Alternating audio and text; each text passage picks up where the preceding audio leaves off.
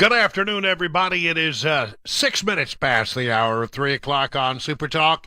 It's time for another exciting edition of The Drive, where we drive home a few salient points, and drive the liberals absolutely crazy. That's what we're going to try to do over the course of the next 4 hours. So buckle up, everybody. Let's get started on our Monday, March 6th edition. Okay, I'm going to start with some news out of Tennessee. Well, this is actually not out of Tennessee, but I have more than a passing interest in this story, and I think maybe you will as well. I remember one of the first stories, big stories that broke after I came to Nashville when I was working the morning shift, was the shooting at the Tennessee Waffle House. Do we all remember that? And then we came to find out that there was this young man who was involved in it named Travis Reinking, and he turned out to be certifiable, honestly. He turned out to be nuts. And nobody challenges that. In fact, he was held for a while until they got him to the point where he could face trial, and that was a long time. And then there was a question that was raised, and I think it was a legitimate question, about whether or not his father should face charges. His father is Jeffrey Reinking, because even though he knew that Travis was not of right mind, he gave him back his firearms after they had been removed from him by law enforcement in Illinois. So now comes word that a jury in Tazewell County, Illinois, has found Jeffrey Reinking guilty of unlawfully delivering of a firearm, a Class 4 felony. Under Illinois law, a prison sentence for a Class 4 felony conviction must fall within 1 to 3 years. Convictions can include fines up to $25,000. Travis Reinking was sentenced to life in prison without parole for unleashing some 30 rounds of ammunition at the Antioch Waffle House in April of 2018, killing Aquila Da Silva, Diabity Groves, Taurine Sanderlin, and Joe Perez, and leaving many others injured. Now the father, because he gave back those weapons that Travis Reinking used to carry out the attack, has been sentenced to 18 months for providing his son with those weapons, which was used, as you know, in the deadly shooting at the Tennessee the Antioch Waffle House. I'm glad that this was followed up on. I mean, honestly, we have a responsibility here when someone is not of right mind to take the weapons away, and that was what was done. And then law enforcement said, well, we'll give them back to the dad for safekeeping. And then the dad, just even though there was no reason for him to do so, and he clearly should have understood his son was not of right mind. I mean, honestly, the guy was certifiable. He gave the weapons back. And now this jury has taken action. I think they've done the right thing.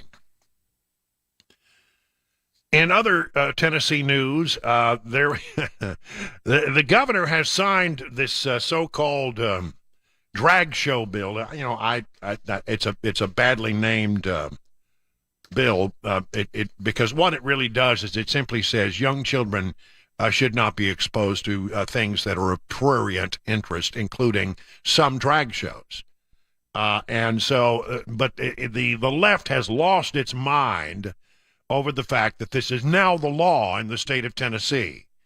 Last week it was Karine Jean-Pierre from the White House briefing room. People are focused on so many issues. We just talked about economy. We just talked about inflation. We're talking about safer communities and schools.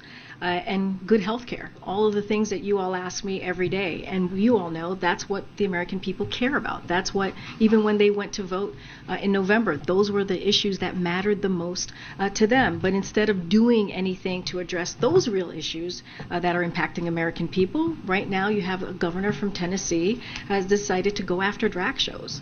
What sense does that make, to go after drag shows? How is that going to help people's lives who are thinking about the economy, who are thinking about making sure their kids are going to be safe when they go to school, or their communities are safe? But that's what he wants to focus on. So it's part of a larger pattern from elected officials who espouse freedom and liberty, but apparently think that freedom of speech only extends to people who agree with them. And that's what we're seeing from what's happening in Tennessee and other places as well. So, don't take my words for it. And on this issue, the governor himself hasn't been able to, if you think about this particular issue, he hasn't been able to cite any examples, anything to show that drag shows in public spaces are a problem. He hasn't laid that out at all. Well, I mean, the drag shows in a public space is okay, I guess. I mean, when you say public space, how public? But exposing young children to things that often happen at these drag shows was the purpose of the bill, and I don't know why you need an explanation for that, Corrine. Have you seen some of these shows? Oh my goodness! And now Governor Lee is getting attacked by, this would be a badge of honor, I suppose. Democrat California Governor Gavin Newsom caught the attention of Tennessee Governor Bill Lee on Twitter over the weekend after criticizing legislation recently signed into law. As you know, and you've signed the adult cabaret performances, including drag shows. It creates an offense for a person who engages in adult cabaret performance on public property, or in a location where the adult cabaret performance will be viewed by a person who is not an adult. It's not an unreasonable bill, actually. California's Newsom shared on an Associated Press article detailing it and said Tennessee has the 8th highest murder rate in the nation. It ranks 44th among states for health outcomes. And what does the governor focus on? To this, Governor Lee fired back, I'm often asked why so many families and companies move from California to Tennessee. People want to live in a low-tax state that supports families and believes freedom and opportunity belong to everybody, not just the elite. If you like rankings, we recommend the U-Haul Growth Index. That is the growth index has shown how many people have moved from California to Tennessee seeking a different way of life and trying to flee the crazy that is California. Good on you, Gov, for giving him a good dose of it. You shouldn't require an explanation, and the left has just simply lost its mind.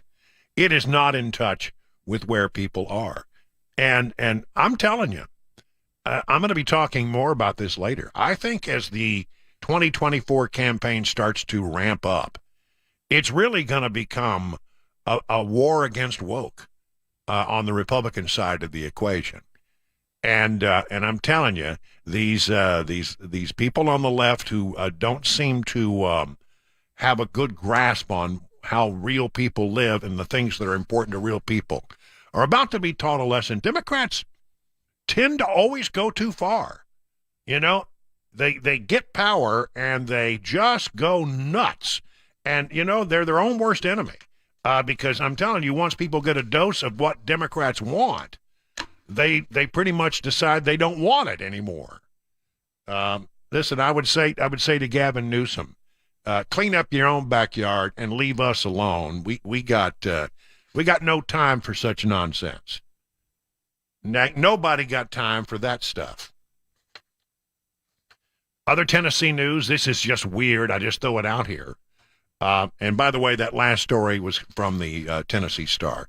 This story from Channel 4, adult woman poses as student, rides school bus, prompts a lockdown. This happened in Trousdale County. An adult woman was caught riding a high school bus, claiming to be a student, according to the sheriff's office there. On Wednesday, 23-year-old Destiny Gonzalez provided false information to the driver of a county school bus, who then permitted her to ride. The Trousdale County Board of Education sent a letter to parents about the incident on Thursday. She arrived at school where teachers intercepted and escorted her to the office And during this time, the principal placed the high school on lockdown. According to the letter, that's out of an abundance of caution, I suppose. Within minutes, Gonzalez was removed from school property and taken to a medical center for evaluation. The lockdown was lifted. Gonzalez was arrested for criminal trespassing. How weird is that one? Yeah. And then this, I think, is again, it goes back to what Governor Lee was sort of touting to Governor Newsom. Again, from WKRN this time, looking to get away from the bustle of city life and enjoy a town full of old-time charm. Tennessee has made the list. A couple of Tennessee towns have made the list of the 150 best small towns in America. Well, 3 towns did, actually. Coming up on the top of the list and gaining the title as the 6th best small town in America. Wow, number 6 out of 150. Gatlinburg, Tennessee. The list describes Gatlinburg as vibrant mountain town surrounded by stunning natural beauty, rich history, and old-fashioned Southern hospitality. Ranked as number 26th is Tullahoma.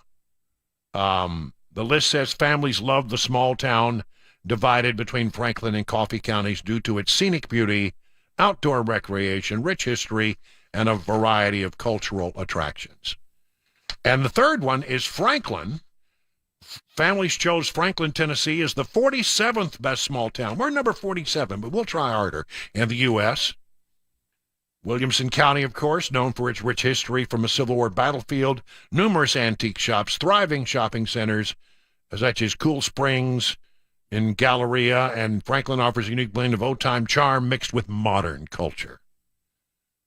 According to the poll, families ranked Honolulu, Hawaii, Ely, Nevada, and Anna Maria Island, Florida, as the 3 best small towns in America. But we did okay, didn't we? That's great. It really is. It truly is a remarkable state that we live in. And I, as I have been now in Middle Tennessee for, about 5 years, and it just, each and every day I'm reminded at how blessed I am to live in a state where the state legislature understands, where people are. We don't put up with a bunch of this woke nonsense. We're headed in the right direction. We have a state, I'm not going to speak for the city, but I'll speak for the state, that is fiscally conservative and fiscally sound. We have a thriving economy, and there's so many things to like, including, and I would say the hospitality is a part of it, the culture is a part of it, but, it's just a good place to live. Do we have areas where we need improvement? Like every place, I think we do. But so many people have found that this is where they want to be. This is the kind of place they want to live in. And I understand why. And I understand why so many people would leave that hellhole that is called California to want to come here. I used to worry about those people. I used to worry that those people were going to come here and Californize, what goes on in Tennessee. But I've actually come to the belief that they are here for the right reasons. They couldn't stand what was going on there. They craved something like we provide here in Middle Tennessee. It's now 20 minutes past the hour of 3 o'clock on SuperTalk 99.7 WTN.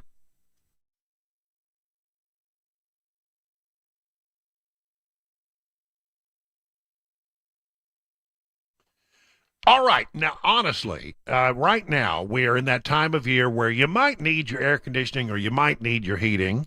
And if you have a problem with either one, what should you do? Well, you ought to call Busy Bee Plumbing, and Heating, and Cooling, your official Rude Pro partner. They'll buzz right over to your house and get you up and running. If you need to replace a system, and that happens, they get old, they need to be replaced, 12 months, same as cash. And you might want to become a member of the Beehive Club. $99. You get 3 thorough maintenance services on your systems. One aimed at heating, one aimed at cooling, one aimed at plumbing. No overtime charges 24/7 and 10% off all repairs. So for satisfaction guaranteed, call Busy Bee Plumbing, Heating, and Cooling, 775-7833, 615-775-7833, online at busybeehvac.com.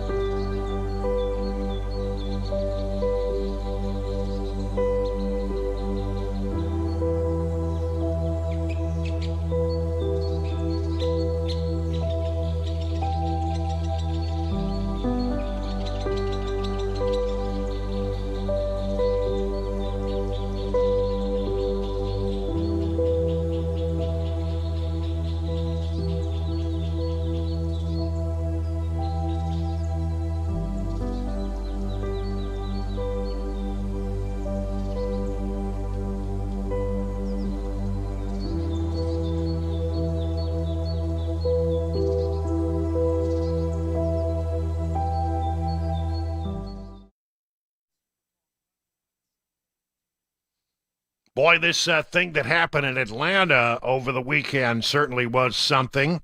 Atlanta police, according to Fox News, have named 23 domestic terrorism suspects in what they called the Cop City attack. And the Attorney General is saying that they are violent extremists. And here's the interesting part about it. You ready? There were like 23 charged, and out of the 23, only 2 were from the state of Georgia. I mean, that tells you everything you need to know about how these things happen. So to give you the background, Atlanta police identified 23 suspects charged with domestic terrorism, allegedly launching an attack against the construction site for police and a fire training facility that has been dubbed Cop City. And the police, apparently there was a concert nearby. Let's see, as I explained. The concert was nearby. And when the concert ended, authorities say a number of people changed into black clothing and then came down to protest what they conduct a coordinated attack on construction equipment and police officers who were there on the scene.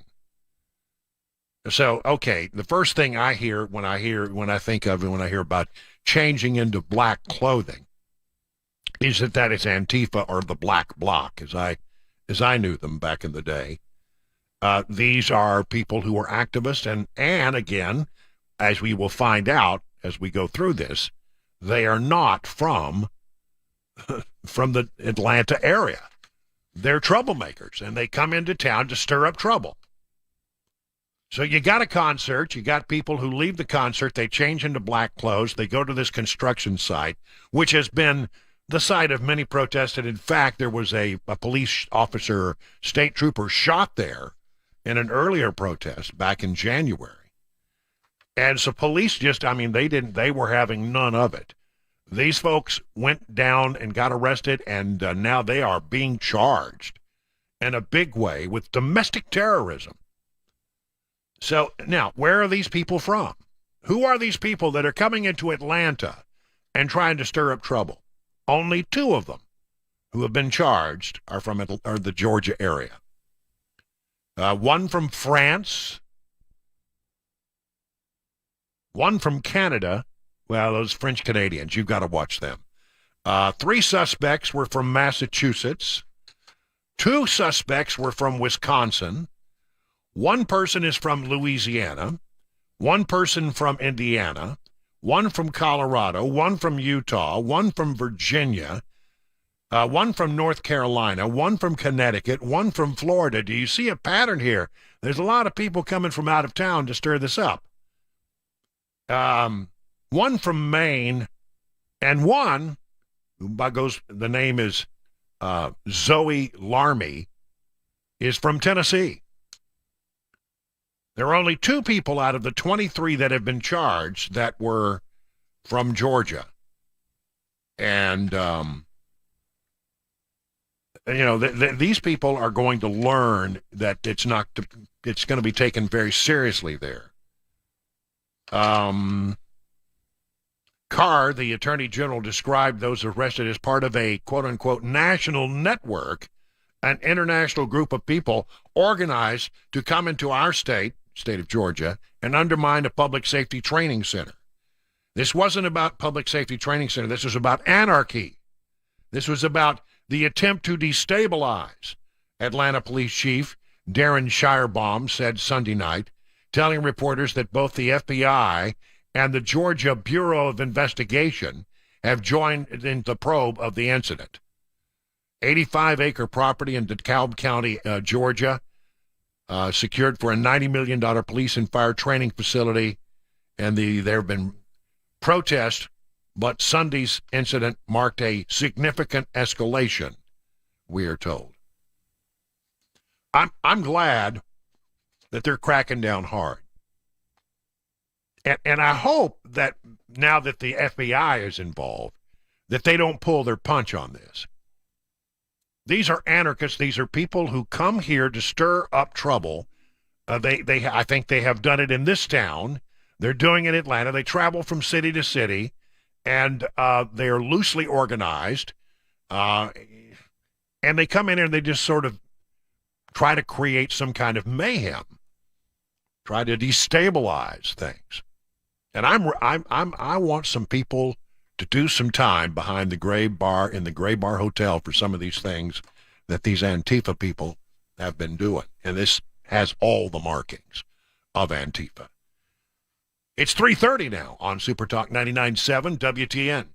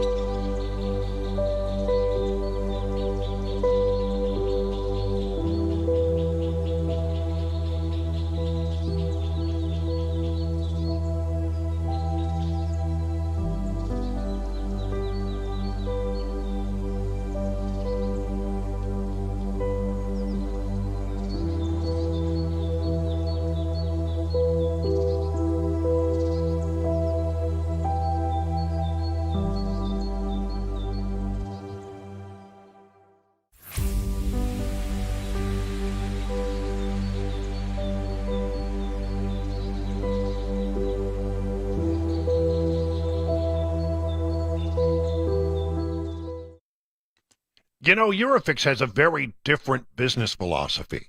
They staff all the locations with more staff than the average auto repair shop, so they can be ready for when your emergency pops up out of nowhere. Listen, have you ever noticed how hard it can be to get a right now appointment for vehicle repair? Some dealers can be more than 2 weeks out just to get an appointment, but not Eurofix. Eurofix has been offering quality repairs that beat the dealer without dealer pricing since 1999. Plus a 3-year nationwide warranty and the staff to fix your car. Now, if you're tired of waiting forever to get your car in the shop, why don't you call Eurofix? Aaron Stokes, the owner, says, "We'll never be too busy for our customers. We are here to take their pain away now." Eurofix repairs all European cars, and Eurofix says yes to speedy repairs when others can't or won't. Family owned for 24 years. Call 844-EUROFIX or visit myEurofix.com. That's myEurofix.com. A Roth IRA versus a traditional IRA. Which one should we do? A lot of people struggle over this particular decision. And I'll just give you a couple tools to figure out what might be better for you. Think about it this way. Let's say if I had $1,000 that I was thinking about investing, that was income, $1,000 of income. With an IRA, let's say that you're in a 30% tax bracket. Let's say there is such a thing. And you want to put this money in an IRA. You're going to save $300 in taxes. Now, if you go post-tax with like a Roth IRA, this is how much goes into the Roth IRA. Now, let's say that later on down the road, we have this money and it didn't grow at all, just to keep the math really simple. And let's say that at some point in the future, you're in a lower tax bracket, because the way our tax system works is that your first income is taxed at a really low rate, and then you get up into higher rates, 10%, 12%, 22%, and so on and so forth. It gets higher. If you're earning income and you're at that particular tax rate up there, you might want to avoid that tax rate right now and take the income at a later point in time when you're in a lower average tax rate. Now let's say that you're in a 10% bracket down here when you pull the money. How much are you going to pay in taxes? 10% of $1,000 is $100. How much do you get to spend? $900. Well, even though I didn't have growth, I had growth because of the difference between my tax rate here and here. And that's the idea. That's one of the things that we look at. We look at Social Security taxation, income taxation, and a lot of factors that might drive you in a higher or lower brackets in the future. If you want to learn more about our approach to investing and financial planning, go to paulwinkler.com and set up a free 15-minute phone call, or call 615-851-1950.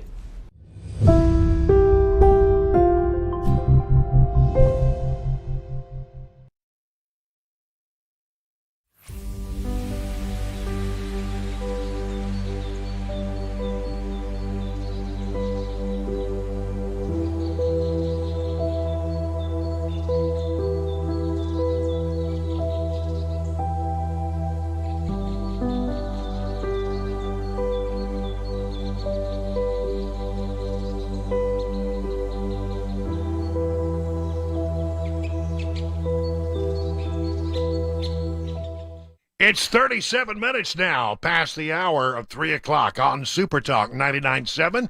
I'm Brian Wilson, your friend and radio buddy, and you're listening to The Drive. This segment, I could do this segment every day. And in fact, I probably will be doing this segment every day for a while.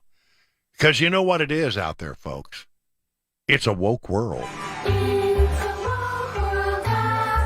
Everybody! Why did I come up with this? I regret that every day. All right, they're not done. I'm sorry.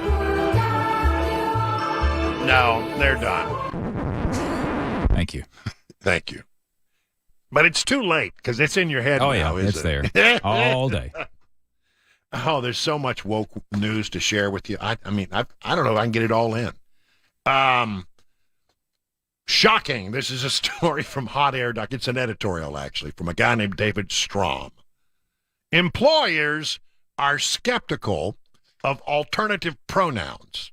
And it points a survey that's been done about it that points out certain things like According to a new report from business.com, a business resource platform, over 80% of non-binary people believe that identifying as non-binary would hurt their job search. Similarly, 51% believe their gender identity has affected their workplace experience very or somewhat negatively. And then they go on and say, well, clearly we have more to do on several fronts. Well, this is where the editorializing begins. Yeah, whatever. I can assure you the average employer doesn't care about your pronouns. He or she cares about how big a pain in the ass you're going to be to work with. Pronoun people are always a significant pain in the butt, always, every single time, he writes. How do I know that? It's not the innumerable examples you can find of people whining incessantly about being misgendered, dead-named, and all the other offenses that have been invited over the past few years. And he goes on to say, it's no surprising that business people, when confronted with this, are a little reluctant to sign on. So how do I know that the alternatively pronounced people are always a pain? Simple. They demand the right to specify how people referred to them in the third person. We aren't talking about asking people to address them by certain names. That isn't much to ask. I mean, do you want to be called Dave or David? I mean, that's a fair thing to ask.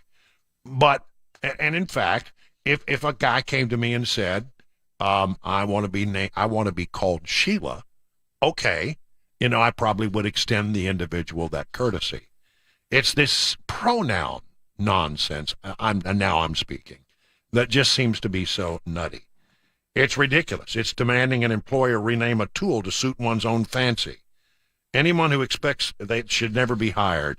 When a non-binary person wears pronoun pins, they aren't declaring how they want to be addressed, which is acceptable and normal, but how they want others to refer them when speaking to others.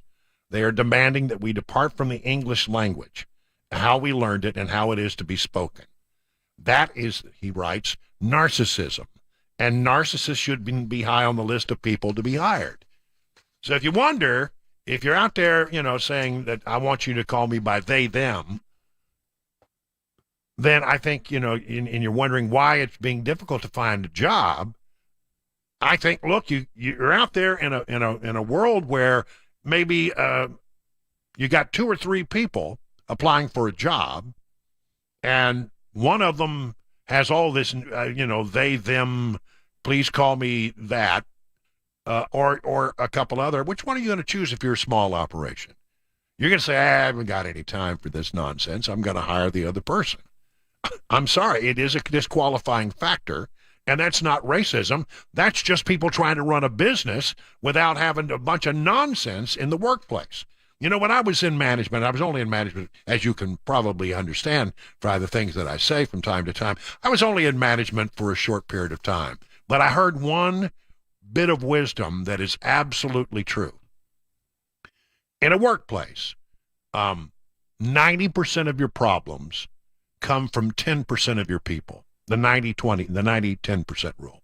Or sometimes they say 80-20, but it's mostly 90-10. 90% of your problems come from 10% of your employee. Just so that you can conduct your business without a bunch of chaos, business people are going to choose the person who seems to be less chaotic. I'm sorry, you shouldn't be surprised by that. From the New York Post, a very lengthy article I commend it to your reading, talking about how the Biden administration will push to spawn some 300 woke programs within the federal government. He had an order on February 16th, which forces every federal agency to report on equity in their organizations each year. Last year, 92 federal agencies submitted such report, and that's going to grow. I can tell you that for sure. Here you go. It's not just cabinet-level agencies such as the Department of Defense, Homeland Security, Education, and Transportation that are required to complete such report under Biden's latest order. Other federal entities, from the CIA and NASA to smaller, lesser-known agencies such as Well, like the Denali Commission that supports Alaska must turn one in. Other agencies that have filed plan includes the Smithsonian, AmeriCorps, the Federal Energy Regulatory Commission, the Federal Maritime Commission, and the Federal Mine Safety and Health Review Commission. Some agencies went further than simply analyzing their practices in their equity plans. Several created entire departments and programs dedicated to solely implementing racial or equity policies. I don't know. Maybe call me quaint, call me old-fashioned. I don't know. But it just seems to me, whatever happened to the policy of saying, I want to hire the best people. I don't want to hire you because you check some box. I want excellence. If I'm hiring somebody, I want the best candidate I can get for that job. If that person happens to be gay, fine. I don't care. If that person happens to be a minority, man, that's great. I don't have an issue. But I also think that I ought to be allowed to make that decision based on who's presented, and not be required, as apparently the federal government is going to do, to simply hire people because they check certain boxes, and we got to make sure that there's equity. Equity means that everybody has the same outcome, regardless of how much experience you have, regardless of your accomplishments, regardless of whether or not you are the right person for the job. We have to check boxes. The Supreme Court is going to knock down affirmative action. DEI is the replacement. That's what you need to know. The Supreme Court is got a case for it right now. They're going to knock down affirmative action and say enough of this. And that's why we're seeing all of this push for DEI. They see it coming. They see it coming. Finally, Chris, I don't know if you had a chance to see Chris Rock's special this weekend. I did not. Well, I watch these things so you don't have to. I don't recommend it generally, but I was curious as to how he would handle the whole Will Smith thing. I understand it's a big topic of conversation.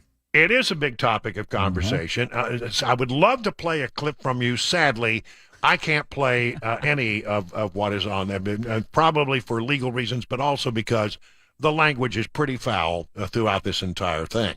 I'll tell you what the other side of this equation is.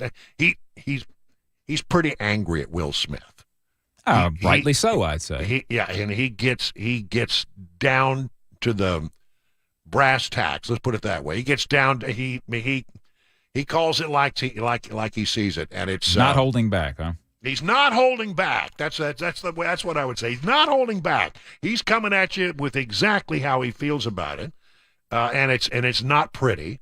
It's not very pretty for Jada either, in that thing. But it's interesting because the whole thing is whole special is called selective outrage, and he talks about how he's not a victim. Even though this happened, he says, I'm not going to claim victim. I'm not going to go on Oprah. I'm not going to go on Gail. And a lot of the whole thing is aimed at people claiming to be victims all the time. He's especially harsh on Meghan Markle. Okay. And just goes on and on and on.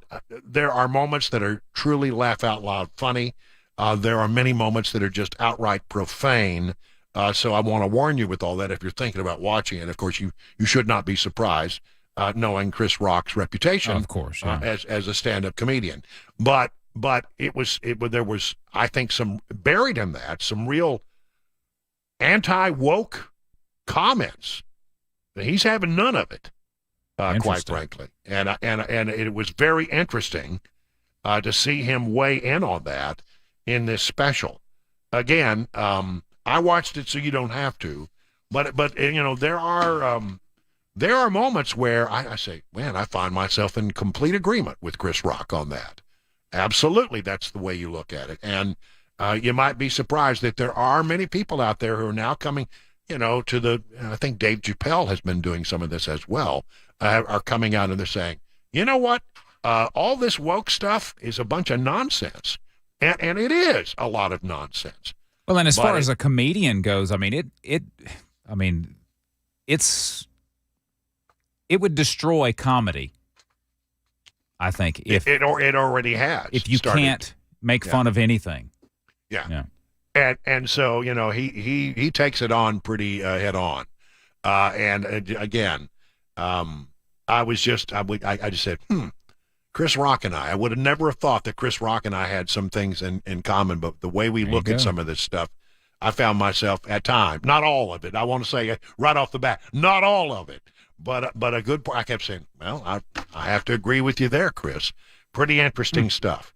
It is now 50 minutes past the hour of 3 o'clock on SuperTalk 99.7 WTN.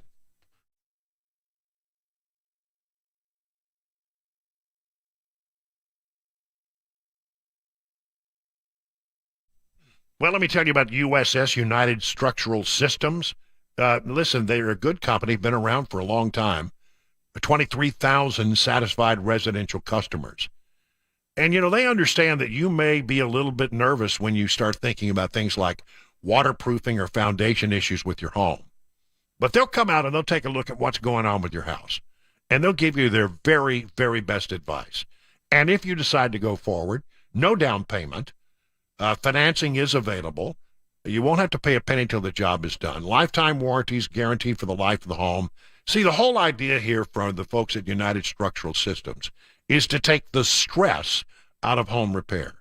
They'll come out, they'll give you their best advice. You know, if you go forward, you just don't worry until the job is done, and then that's when you first have to pay, when the job is finally finished. They guarantee their best. Call USS serving Middle Tennessee, Southern Kentucky, Northern Alabama, online at USSTN.com, or call this number, 615-227-2275.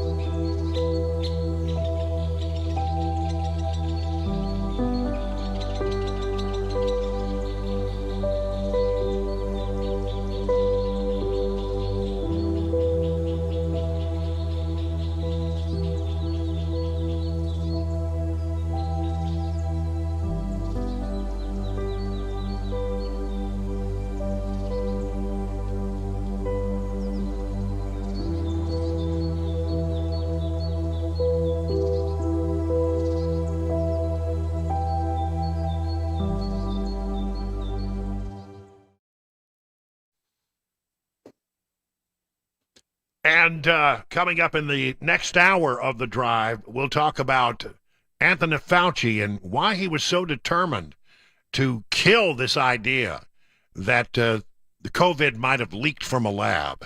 Some new developments in that regard. All right, looking at the markets right now, Dow Jones Industrial Average up 40. S&P is up 2. The NASDAQ is down 13. So we have mixed boards today. So let's see what we got in the way of oil. Oil is up 85 cents. A barrel of oil now going for $80.53 for West Texas Intermediate crude, but Brent crude is now at $86 a barrel. So, you know, I have heard somebody say that a $100 barrel of oil is not too far off in the distance, perhaps.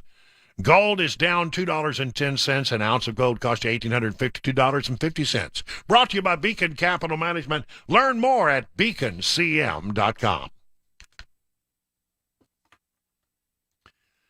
All right, here's a question. Do you wake yourself up with your own snoring? I mean, has it happened? Yeah, I mean, be honest. Maybe your sleeping partner's giving you that, you know, that sharp elbow in the middle of the night. Or maybe you've been sent to sleep on the couch.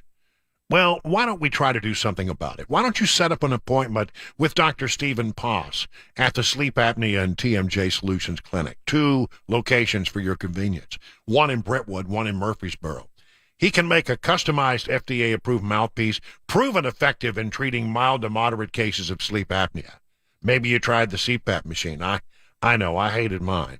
Why don't we try something different? Set up an appointment with Dr. Poss to find out if this approach will work for you like it worked for me. Here's what Julie said. My husband got his mouthpiece. He basically stopped snoring at night. Our bedroom is much quieter. I'm sleeping so much better. He's sleeping better. It's been a win-win for us. So start getting a good night's sleep, feel more energized during the day. Contact the Sleep Apnea and TMJ Solutions Clinic at your earliest convenience to set up an appointment with Dr. Poss. Here's the number, 615-850-8445. Learn more at drposs.com.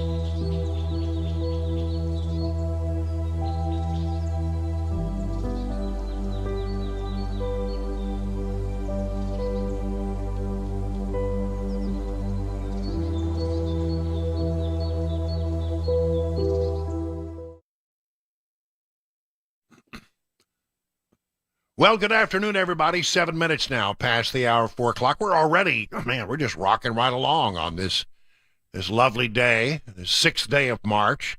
Into the second hour of the drive. Man, have we got a lot of stuff to cover here today. I'm going to speak right now about this ongoing movement where it is beginning to look increasingly as if, the COVID-19 virus escaped from a lab in Wuhan. I mean, it certainly makes a lot of sense. I mean, there was a lab in Wuhan that does the kind of research on novel coronaviruses. And that's where it came, that's where it leaked out. That's where it started, where it originated. We now know. And, and at first the Chinese said, well, it happened in this market, which incidentally just happens to be a couple of blocks from the lab. So now you got the FBI and the Energy Department among those who are saying, we believe that the COVID-19 came from a lab, an escape from a lab. That was their conclusion. Now, there are other parts of the government which have argued that no, it naturally occurred. But boy, I'm telling you, maybe we're going to get to the bottom of it here finally. And by the way, I'm wondering when the Energy Department comes up through the national labs, which very sophisticated labs, and they do this kind of research. You got the FBI and the national labs, the two groups that know a lot about a tremendous amount and a lot of experience there in trying to decide whether something is weaponized or not weaponized.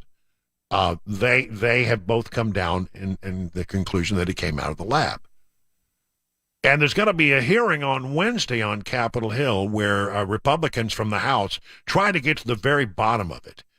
Jim Jordan is heading up that hearing, and over the weekend he spoke about the lab leak theory, raising questions about whether or not Anthony Fauci was shooting straight with all of us back in the day.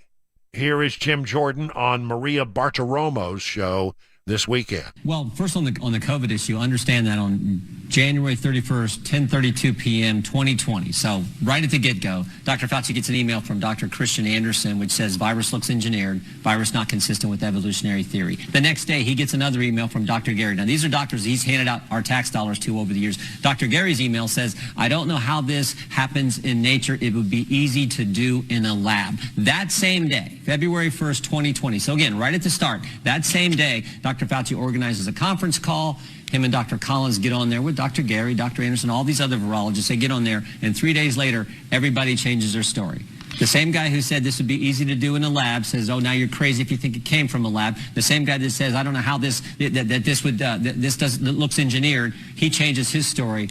And then the kicker is, 3 months later, those same two doctors, Dr. Anderson and Dr. Gary, get a several million dollar grant from Dr. Fauci to continue their research. So the fundamental question is, why was Dr. Fauci so consumed with making sure the narrative wasn't about the lab? I think it's because they were doing gain-of-function research there. He didn't want that out. And that was the narrative that everyone on the left bought into, even though the facts and common sense, maybe most importantly, pointed to the lab leak theory. Well, I mean, that's pretty interesting stuff. Look, Anthony Fauci has some splaining to do. Here we go from the Post-Millennial. New evidence suggests Dr. Fauci prompted the drafting of proximal origins to disprove the lab leak theory. Pandemic, let's see. On Sunday, the GOP-led committee on the coronavirus released a memo citing evidence that showed Dr. Anthony Fauci, the former director of the National Institutes of Allergy and Infectious Diseases, prompted the drafting of a proximal origins to disprove the lab leak theory. According to the congressional memo, on February 1st of 2020, Dr. Anthony Fauci, Dr. Francis Collins, and at least 11 other scientists convened a conference call to discuss the COVID-19. It was on the conference call that Drs. Fauci and Collins were first warned that COVID may have leaked from a lab in Wuhan, China, and further may have been intentionally genetically manipulated. The proximal origin document was first drafted days later on February 4th, and the evidence available to the select subcommittee suggests Dr. Anthony Fauci prompted Dr. Christian Anderson, professor of Scripps Research, to write proximal origin, and that goal was to disprove any lab leak. It was published in Nature magazine in March of 2020, written by Dr. Anderson. In a February 2020 email, Anderson wrote to Nature and said, "There's been a lot of speculation, fear-mongering, and conspiracy put forward in this space, and we thought we should bring some clarity to this discussion. It might be the best interest of Nature." Prompted by Jeremy Farrar and Tony Fauci and Francis Collin, Eddie Holmes, Andrew Rambout, whole list of people. We've been working through much of the primarily genetic data to provide agnostic and scientifically informed hypotheses around the origins. According to the memo, Dr. Anderson did not actually find the pangolin data compelling, but wrote proximal origins after being prompted to do so by Fauci, Collins, and others. Later, in April 2020, Dr. Collins, one of the guys who was involved in this, emailed Fauci expressing dismay that proximal origins, their article, which they saw prior to publication and were given the opportunity to edit, did not squash the lab leak hypothesis, and asked if the NIH can do more to put down the lab leak hypothesis. There's an email. In February, the Energy Department concluded that, as we told you, that COVID likely came from the Chinese laboratory. But back in August of 2021, unredacted emails show Fauci knew that EcoHealth's Peter Daszak was working with Chinese virologists at the Wuhan Institute of Virology, and evidence suggested the virus escaped from the lab. Here's what you need to know about this.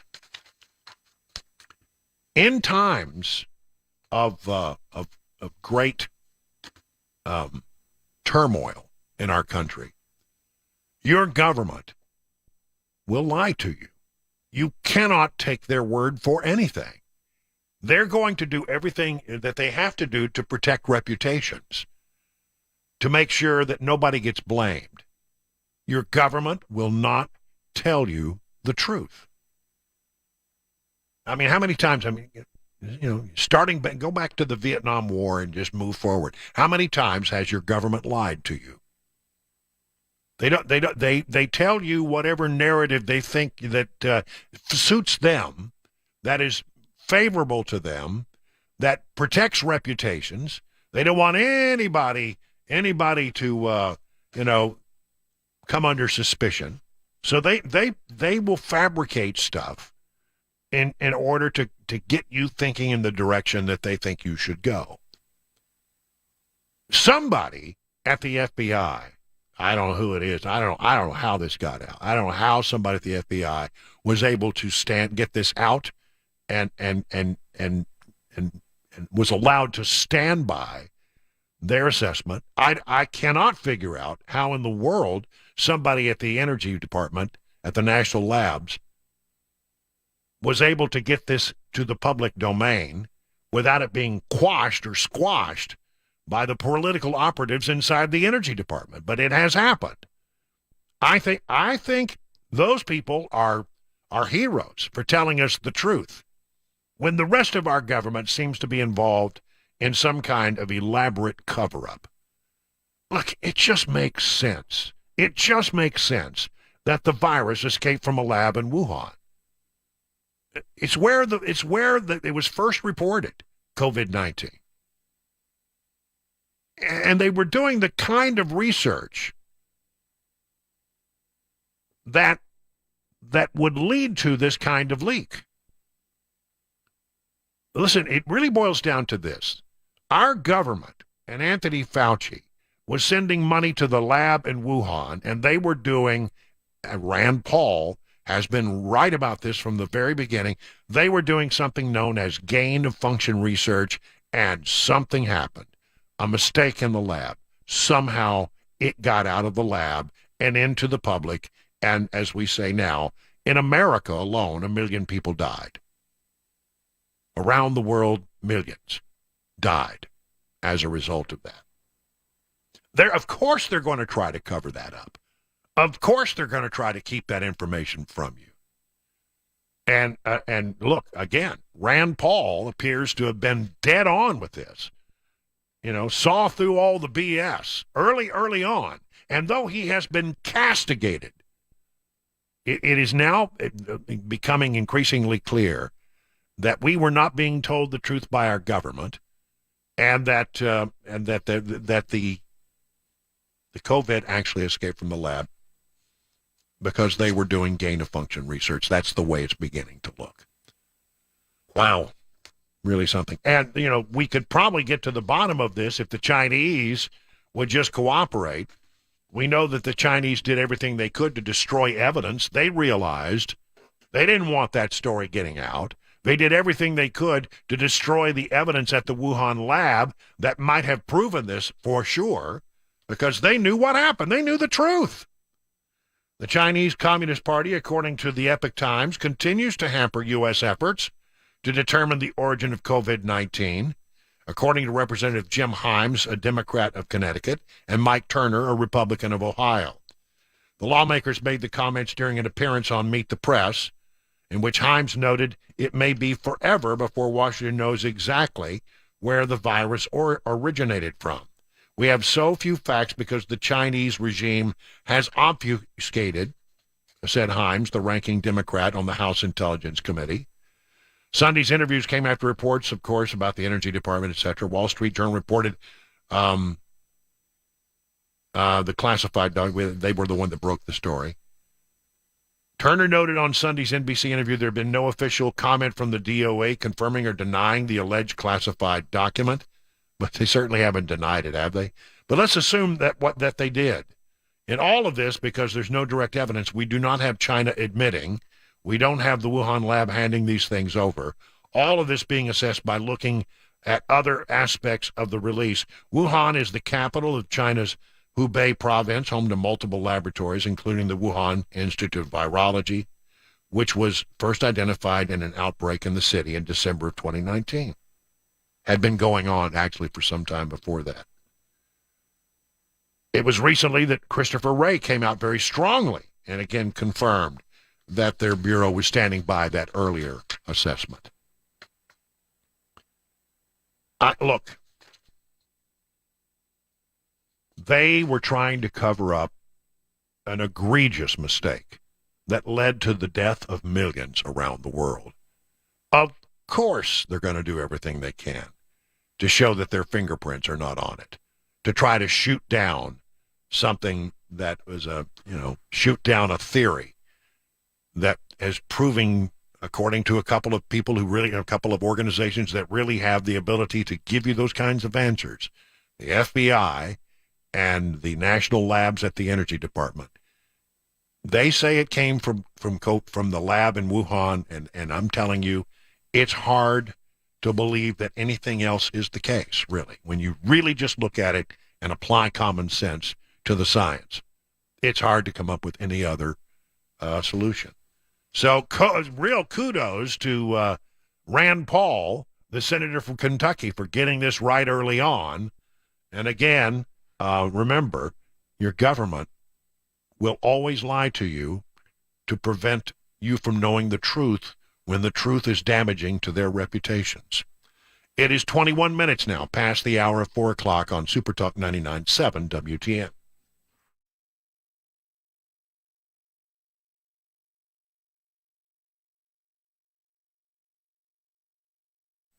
What if I told you about Sylvan Health? Have you heard about Sylvan Health, a personalized nutrition service covered by insurance? That sounds like an interesting concept. Let's dig in a little deeper, shall we?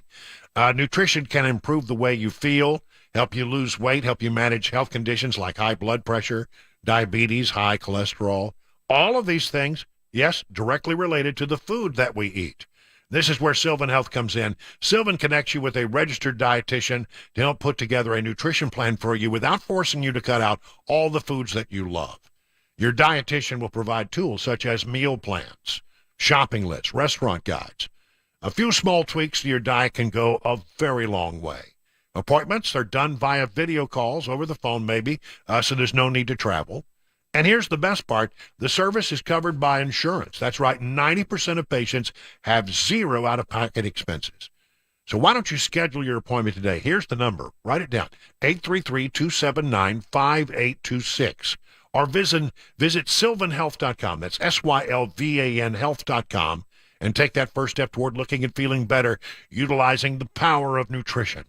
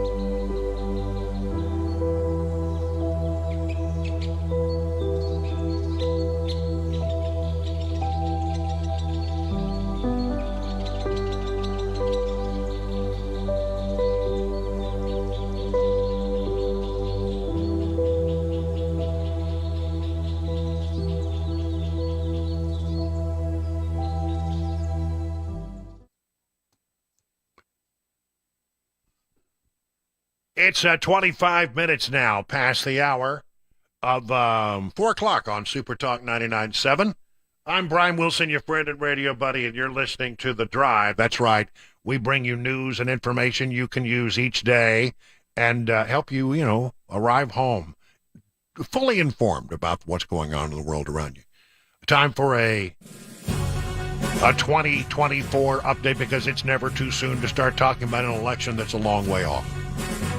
I mean, but honestly, there's news out there, and 1 year from today, we'll pretty much have it decided who's going to be the Republican nominee. We're just a year away from having those decisions made, so things are starting to get interesting. And the question is, what's Joe Biden really going to do? When you see a story like this and you're Joe Biden, it's got to be concerning to you. You ready? More than 1/3 of Biden 2020 voters do not want him to run for re-election in 2024, according to the YouGov Economist poll that just came out. Overall, 58% overall say they don't want the president to run. That includes everybody. 58%, that's nearly 60% saying they don't want him to run. 24% said they do, 18% remain unsure. It goes along party lines, as you might expect, but it's sort of interesting. 83% of Republicans do not want him to run for re-election. Okay, that's a no-brainer. 43%, less than a majority, believe Biden should run in 2024, and more than a third, 34%, say he should not. But if you look at just people who voted for Biden in 2020, who you would think is most reliable voter base, 36% do not want him to run in the next presidential race. So, this is not a good sign for a president who is, he's sort of mumbling and bumbling his way through his presidency. I mean, there's all kinds of stuff that's going on out there. Did you see, I think in this weekend, or maybe it was late last week, he's coming back from, I guess it was in Alabama, and he once again tripped up the stairs. I mean, he tripped up the stairs. He's stumbling, and he's mumbling. You docs are good. If there's any angels in heaven, they're all nurses, male and female. Yeah, or whatever. I mean, it's just garble at this point. But he says, if you listen to him, this is what he said today. Well, I'm telling my colleagues, don't leave till we finish the job. We got more to do. I'm determined to finish the job. He's determined to finish the job. I don't know. That sounds like he's running, isn't it? But I mean, see, some days you get this Biden, some days you get this guy. Well, I'm telling my colleagues, don't leave till we finish the job. We got more to do. I'm determined to finish the job. And some days you get this guy. You docs are good. If there's any angels in heaven, they're all nurses, male and female. Yeah, I don't know. His wife, Jill Biden, was asked about whether or not she likes this idea being proposed by some, that, including Nikki Haley has proposed it, that and when you reach the age of 75, you should take a competency test to make sure you're still up to the task if you're running for election. And Jill Biden was asked about that over at CNN this weekend. Nikki Haley, one of the Republican candidates, is calling for mental competency tests for those politicians over the age of 75. What do you think about that? Ridiculous. Would your husband ever take one of those? I mean, we haven't even discussed, we would never even discuss something like that. Well, it's a damn shame, because you should be discussing that. Because it's not about you. It's not about you, Jill. It is whether or not this guy is up to the task of being the president of the United States. And when we see him stumbling, as he did again late last week, and we see him mumbling and bumbling and stumbling his way through the presidency, it's a pretty fair question to ask. Why don't you run one of those tests on him? No. Would your husband ever take one of those? I mean, we haven't even discussed, we would never even discuss something like that. All right, so the poll's not looking good. Recently, a Fox News poll found 53% of Democrats voters saying they wanted someone else to be their nominee, compared to 37% who said keep Biden as the nominee. I don't know. I don't understand. Here we go. Here's another story from Laconia, New Hampshire, the Associated Press. Biden re-election bid faces resistance from some Democrats. It's big stuff. I mean, 37% of the Democrats nationwide, only 37% want the president to seek, according to an AP poll. It's now 31 minutes past the hour, 4 o'clock on SuperTalk 99.7.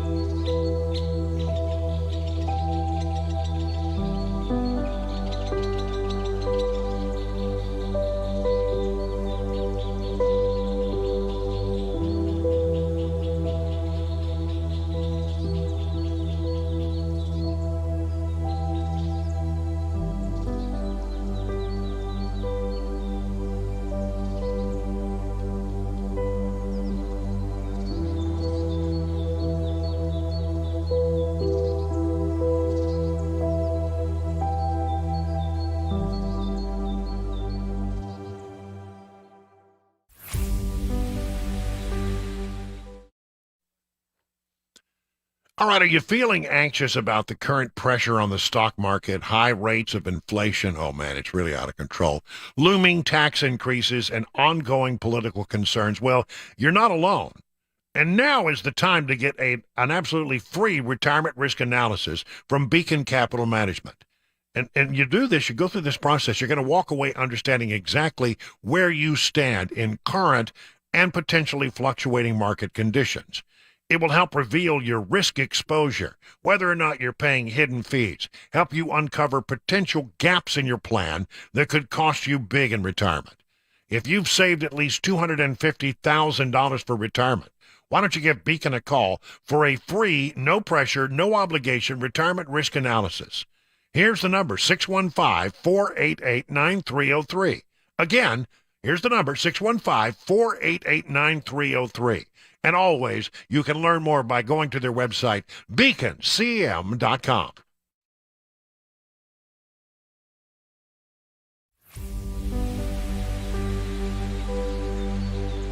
A Roth IRA versus a traditional IRA. Which one should we do? A lot of people struggle over this particular decision. And I'll just give you a couple tools to figure out what might be better for you. Think about it this way. Let's say if I had $1,000 that I was thinking about investing, that was income, $1,000 of income. With an IRA, let's say that you're in a 30% tax bracket. Let's say there is such a thing. And you want to put this money in an IRA. You're going to save $300 in taxes.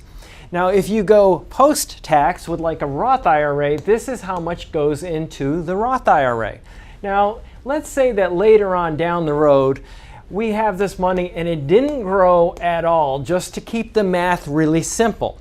And let's say that at some point in the future, you're in a lower tax bracket, because the way our tax system works is that your first income is taxed at a really low rate, and then you get up into higher rates, 10%, 12%, 22%, and so on and so forth. It gets higher. If you're earning income and you're at that particular tax rate up there, you might want to avoid that tax rate right now and take the income at a later point in time when you're in a lower average tax rate. Now let's say that you're in a 10% bracket down here when you pull the money. How much are you going to pay in taxes? 10% of $1,000 is $100. How much do you get to spend? $900. Well, even though I didn't have growth, I had growth because of the difference between my tax rate here and here. And that's the idea. That's one of the things that we look at. We look at Social Security taxation, income taxation, and a lot of factors that might drive you in a higher or lower brackets in the future. If you want to learn more about our approach to investing and financial planning, go to paulwinkler.com and set up a free 15-minute phone call, or call 615-851-1950.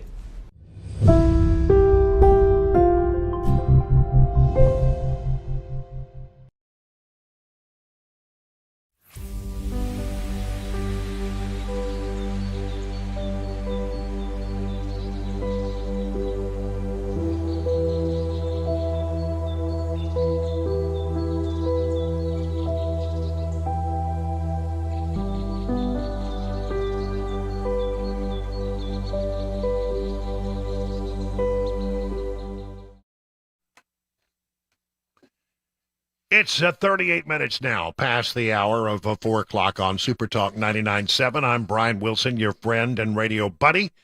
I want to continue to talk about 2024 a little bit, because I think there are some big themes that are emerging, an indication of exactly where everybody's going to go. I mean, I think it's really going to come down to a couple of things. Number one, I think the Republicans are going to make much of the woke policies. I mean, look, this woke stuff just doesn't really doesn't fly well with average Americans in flyover country.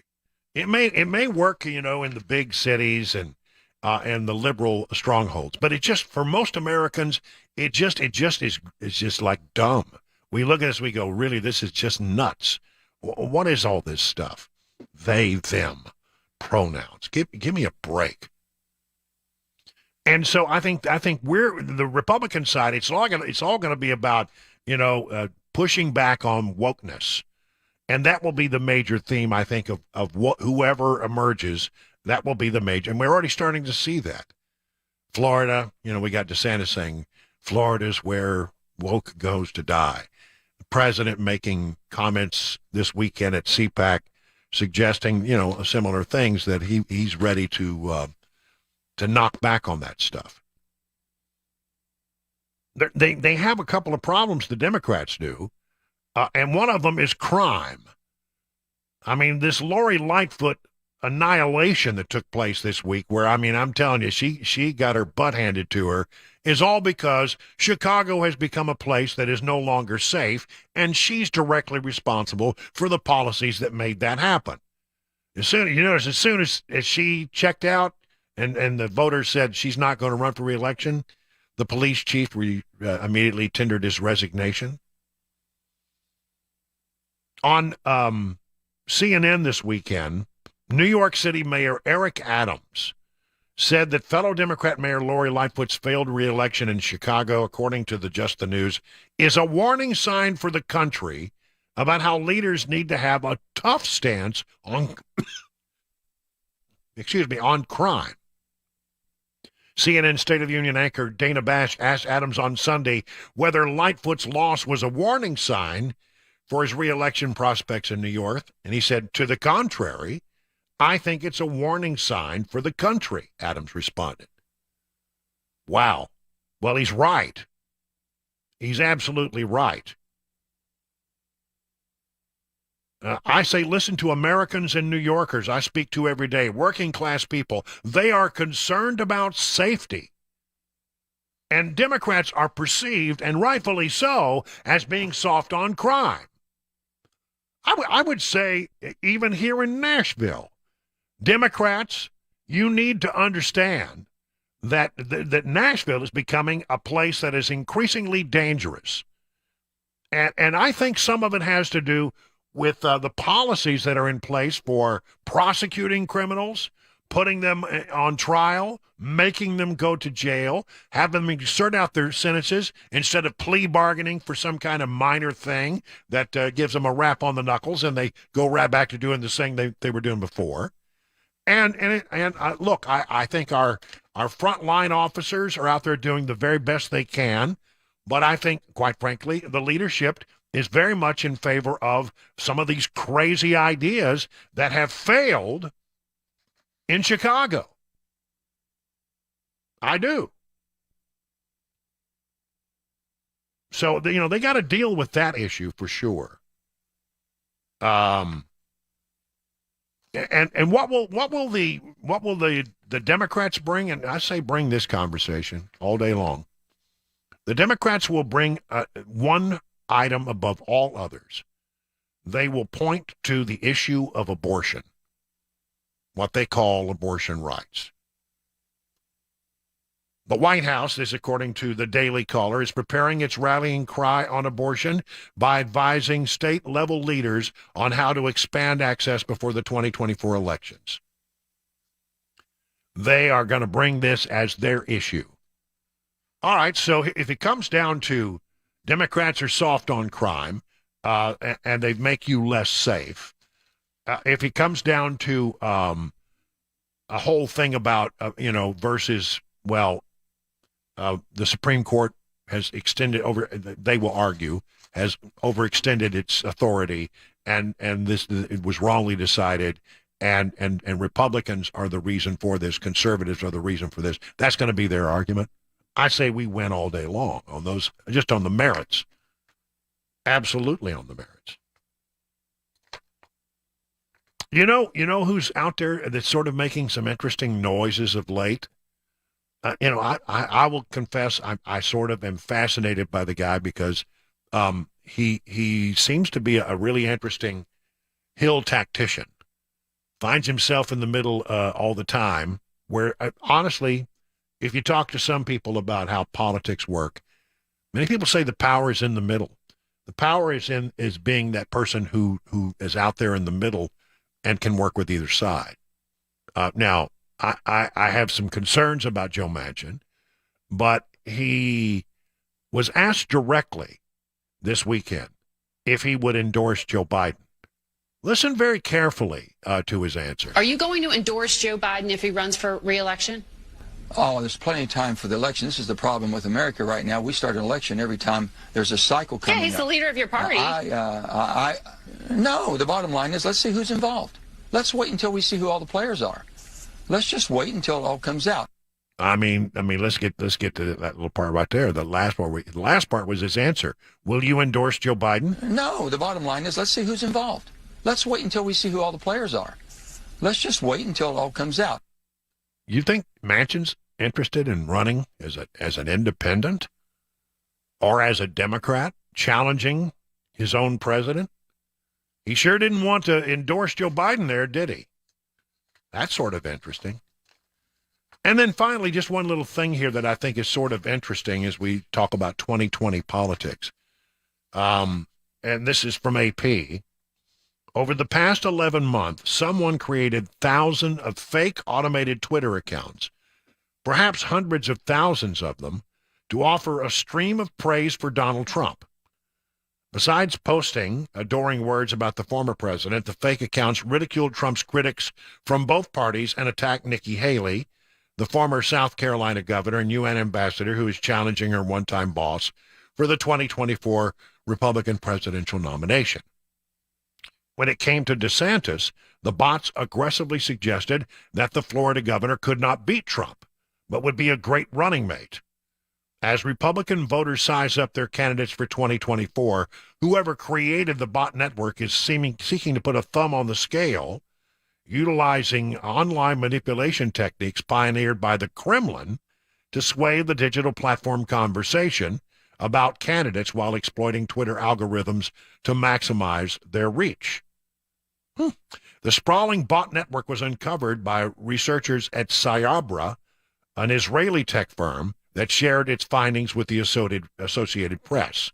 While the identity of those behind the networks of fake accounts is unknown, Cyabra's analysts determined it was likely created within the United States. To identify a bot, researchers will look for patterns of an account's profile, its follower list, its contents that it posts. Human users typically post about a variety of subjects with a mix of original and reposted material, but bots often post repetitive content about the same topic. How about that? So somebody's out there playing games early on, and nobody seems to be able to say exactly who it is, except that it comes from somewhere inside the United States. Pro-Trump, attacking DeSantis, attacking Haley. Here's what I would say to you as we enter this crazy season, this election cycle. We have learned one thing, and that is that you can't take things that you read on the internet at face value. You don't know where it's coming from. And unless you can identify the source, and you can look at the source, and it's somebody that you know and trust, you should take everything you see on the internet with a grain of salt. You should say, well, I don't know if that's true or not. I mean, honestly, there are people out there who are using the internet. They're manipulating the internet. They're manipulating social media in a way to bring, to put their thumb on the scale in some way. Do not look at the internet as a place where you can get fair and balanced information, because it's not the place you go for that. It's not the place you go when you're trying to figure out what the truth is. Many people will, tell you stuff. I mean, you should look at everything you read on the internet with a great deal of skepticism. And by the way, the other day, I'm going to real quick on this. I was out talking about how we need to get TikTok. We need to get rid of TikTok because it is everything that's on your phone is being sucked up by the Chinese Communist Party. And it's all on servers in China. And, there are still people who will come, there's a great number of patriots. I talk to them every day. Are you really talking to patriots? I mean, do you know who you're talking to? Do you really know who you're talking to? And is it patriotic to have your information as a patriot sucked up by the Communist Party of China? Well, I meet interesting people there. Okay. I can't help you. I've given you the information. Everybody is saying the same thing. It is owned by it is owned by a Chinese business. It is the Chinese government is utilizing this to suck up information about you and everybody on your contact list if you're still on TikTok. You need to decide whether, you think that's a good idea. And it's amazing to me how people will glom on to anything that sort of fits what they think or what the position that they've taken, rather than trying to be open-minded and look at stuff and decide what is truth and what is not truth. Folks, TikTok is bad. TikTok goes straight to the Chinese government. If you think it's being patriotic to do that, I think you need to rethink your definition of patriotism. 51 minutes past the hour. Yes, you can start yelling at me now. 51 minutes past the hour of 4 o'clock on SuperTalk.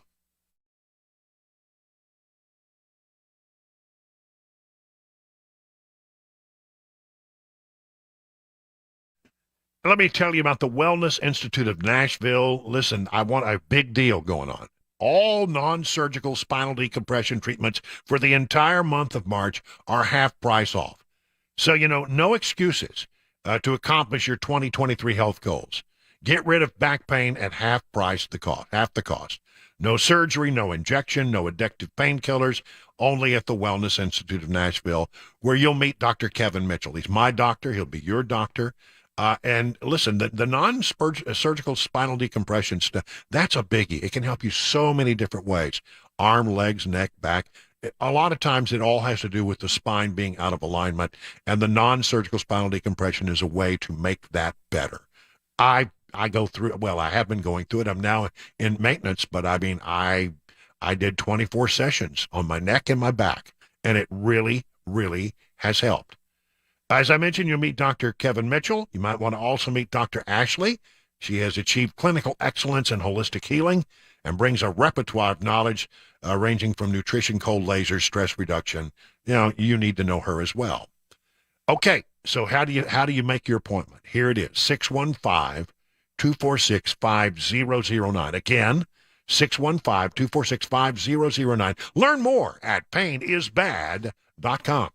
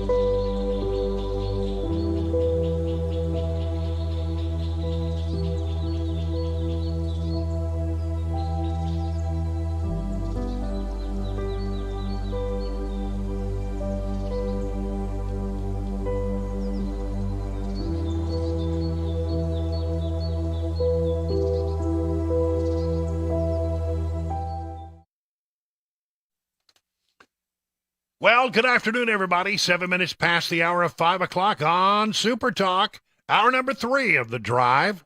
Glad that you're with us on this Monday, the 6th day of March. Beautiful day out today. I mean, and boy, the weekend was nice, too. Got out, did my first official mowing of the season. Oh, you got on the big boy, did you? Yeah, I got on the zero turn, and I zero turned my way around all the 2 acres worth of grass, and and now the good news is that it looked pretty lumpy. I'll be honest, because quite frankly, there's a lot of weeds out there, and I'm working. You don't notice it so much in the summer when the grass is green. Right. But you sure notice it in the early months of the year. Oh yeah, when the grass hasn't quite turned. Those weeds are the first things to come up. Yep, and so I evened it all out. Big improvement. Good. Yeah, and it was beautiful. I mean, we actually went out and put the top back and took a ride.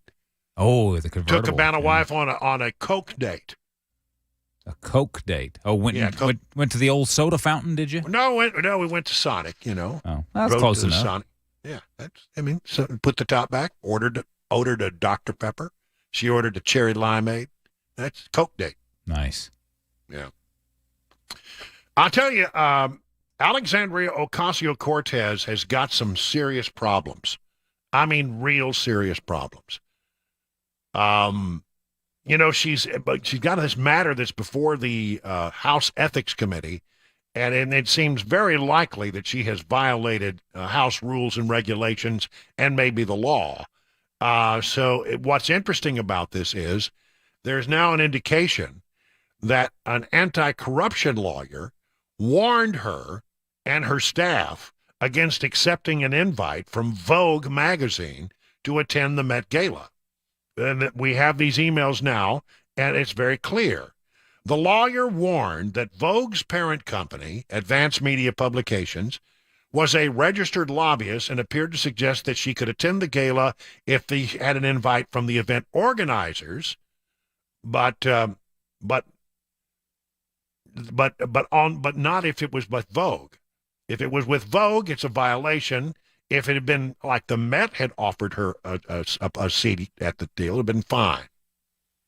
The Congresswoman could accept an invitation from the Met, but not from Vogue, the lawyer wrote, according to documents released by the Congressional Ethics Committee. Since Advance Publication is a registered lobbyist, we'll need to be extra careful. So she was warned that this was a violation of House rules, that she would be in trouble if she did this. And she did it anyway. Ocasio-Cortez outing at the Met Gala in 2021, according to the Washington Examiner, sparked widespread attention. She donned a dress reading Tax the Rich at the event, which is an annual fundraising gala for the Metropolitan Museum of Art's Costume Institute in New York City. A slew of watchdog groups filed complaints after revelations emerged that she and her boyfriend, with whom she has since become engaged, scored tickets that cost, are you ready? I mean, this is rich.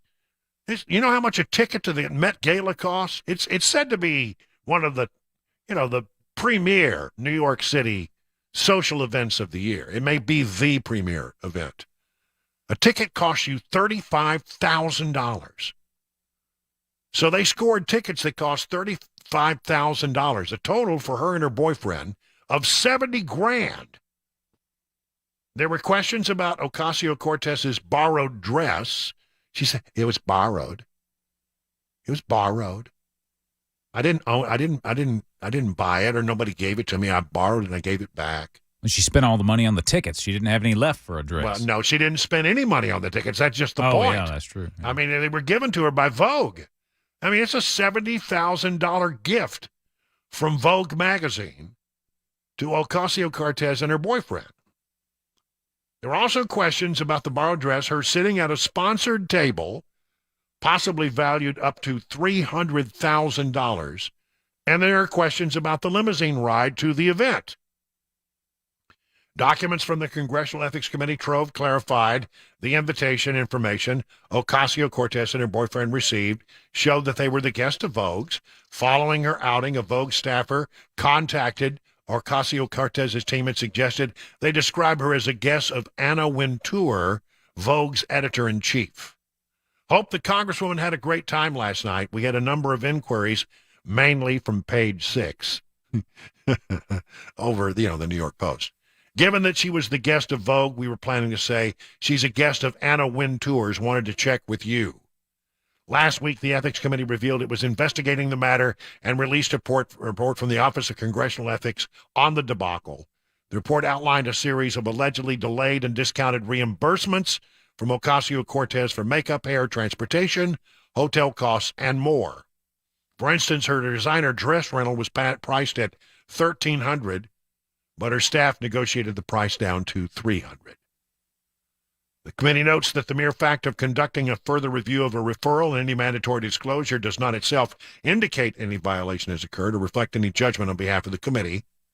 But these are troublesome things that we're learning about Alexandria Ocasio-Cortez. I'm the boss. She's the boss. Yeah, and as the boss, the buck stops with the boss, doesn't it? I'm the boss. Yes, it does. I think she's got real problems. And I'm telling you, the Ethics Committee, this will be more, I think, than just a light rap on the knuckles, as they say. Tonight on Tucker Carlson, I like Tucker. I count Tucker as a friend. I find myself mostly in agreement with Tucker, not always. But, he had been given access to the January 20th video files, all of them. And I forget how many thousands, I want to say 41,000 hours of video. And he and his staff have been going through it. And here's what he is now saying about it. Fox News host Tucker Carlson said, according to the Epoch Times, that his show will air January 6th video and claimed it will show that federal and congressional officials are lying to America. The defenders of a democracy are defending democracy again, the Fox News host said last week. They're telling you it's really, really dangerous, and anyone who would get to see thousands of hours surveillance from January 6th, which has been hidden from the public for 2 years, as a tiny group of people gets to make up stories about what happened that day and change the country on the basis of those stories. How does that work exactly? Well, it's not democracy, of course. It's the building a bulwark against your lies being revealed, and they are lying, and we know because we've been looking at the tape. He followed up on Twitter. The results of our investigation will air Monday, that I guess is tonight, and Tuesday at 8 p.m. on Fox News Channel. That's his regular time slot, 8 p.m. Eastern Time, 7 p.m. Middle Tennessee time.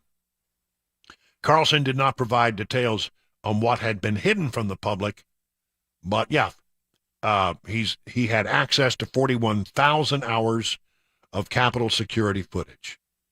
The move to only give Fox News the surveillance video did create a little turmoil. I mean, the pillow guy was upset, apparently. I don't know why. John Tester could become a do-or-die vote in the Senate that halts Biden's legislative agenda at times. Remember, it was Manchin last time around. But now, apparently, John Tester may be the man that has the real clout. He's one of several senators in for a fight during his 2024 reelection bid as a Democrat.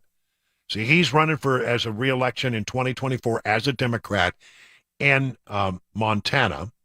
And, he has to be very careful about his votes because every vote that he makes can be turned into a 30-second ad against him.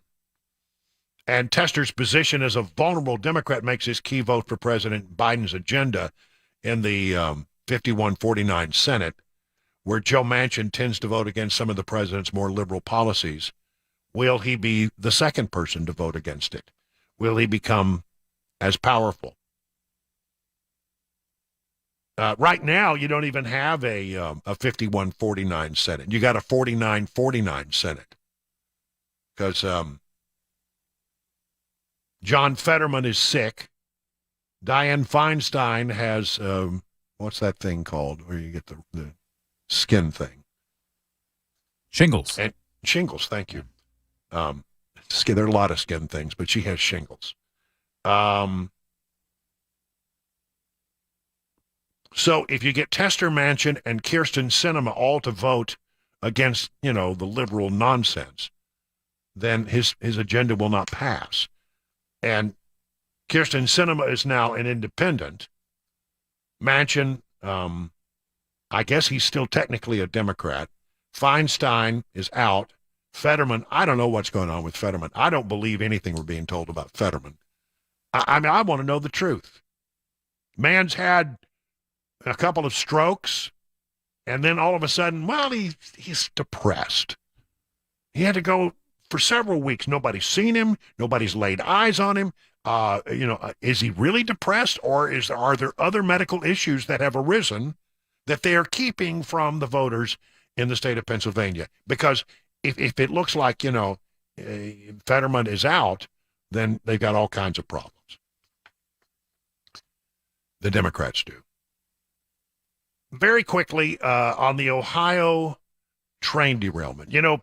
Pete Buttigieg and the Clintons, by the way, were in Nashville. If you felt, sort of something from the, some kind of wave in the air. A dark presence. A dark presence in the force. Well, it was because Pete Buttigieg and Hillary Clinton and Bill Clinton were in Nashville over the weekend. And he, he's come under a lot of attack for not responding and not getting over to the train derailment until some 21 days had passed. And he lashes out in this safe environment. Rather than, saying, like he did, he did say, I could have learned a few things. I think I learned a few things about being more responsive. But when he gets among friends, this is what he says.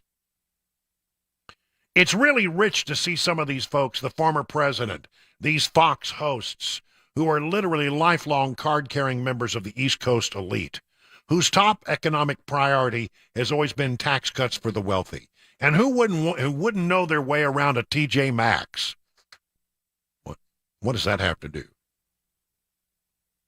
If their life depended on it, to be presenting themselves as if they genuinely care about the forgotten middle of the country. That's what he said. Well, I don't know. East Coast elite, I don't know if that's the case. But I'm a conservative, and I know my way around a TJ Maxx. Just saying, Pete. Pete Buttigieg, what a piece of work that guy is. 20 minutes now past the hour of 5 o'clock on SuperTalk 99.7 WTN.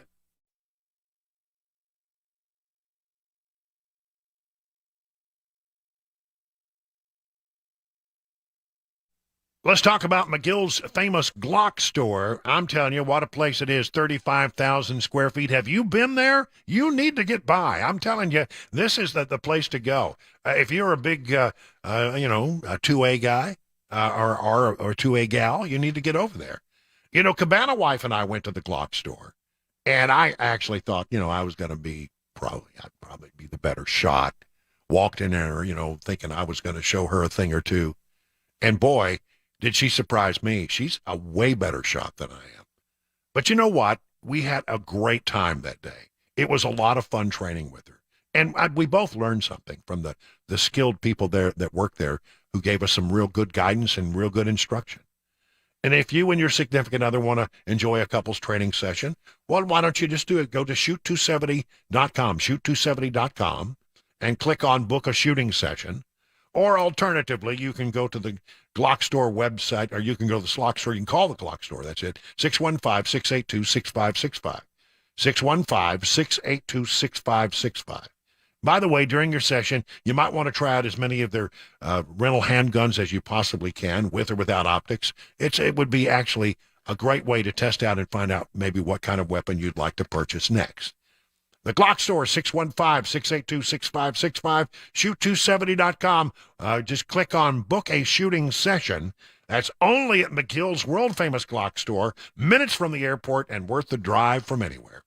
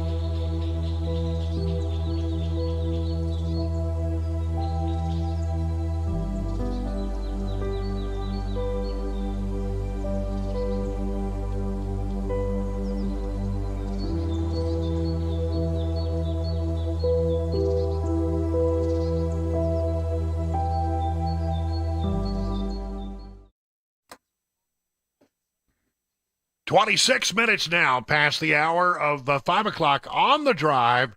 Hey, everybody. I'm your friend and radio buddy, Brian Wilson, coming to you on the air across our WTN app. If you're watching on television, hello, everybody. I'm waving at you right now. You can watch us on SuperTalk TV, on Facebook, Twitter, YouTube, and the ever-popular Twitch. As always, you can text us at the text line, 615-737-9986. Yeah, there you go.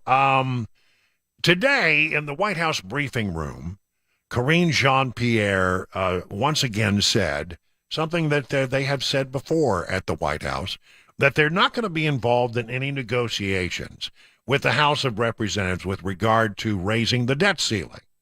I mean, their position has been, hey, debt ceiling, got to do it. No negotiation. They're just going to have to do it. We're not willing to sit down. We're not willing to talk.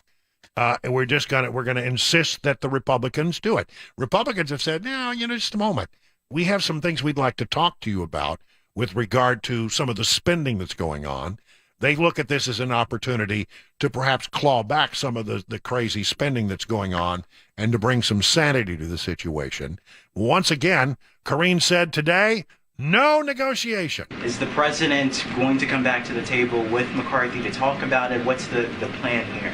He never came to the table to negotiate on the debt ceiling. That was not something that occurred. That is not something that's happening. We've been very clear. We're not negotiating around the debt ceiling. We're just not going to talk about it.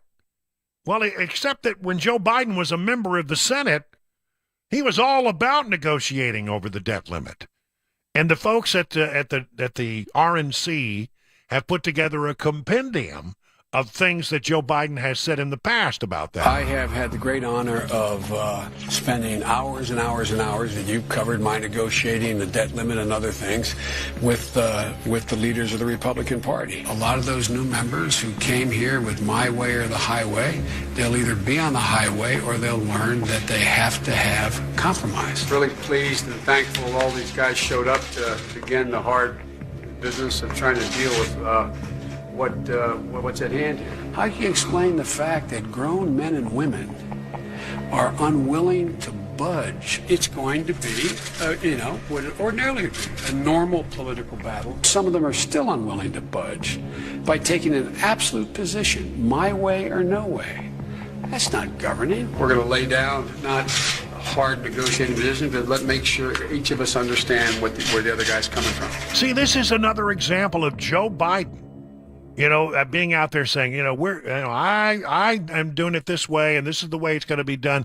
And he forgets that there's this thing called the Wayback Machine that allows people to go back and look at the things you've said in the past.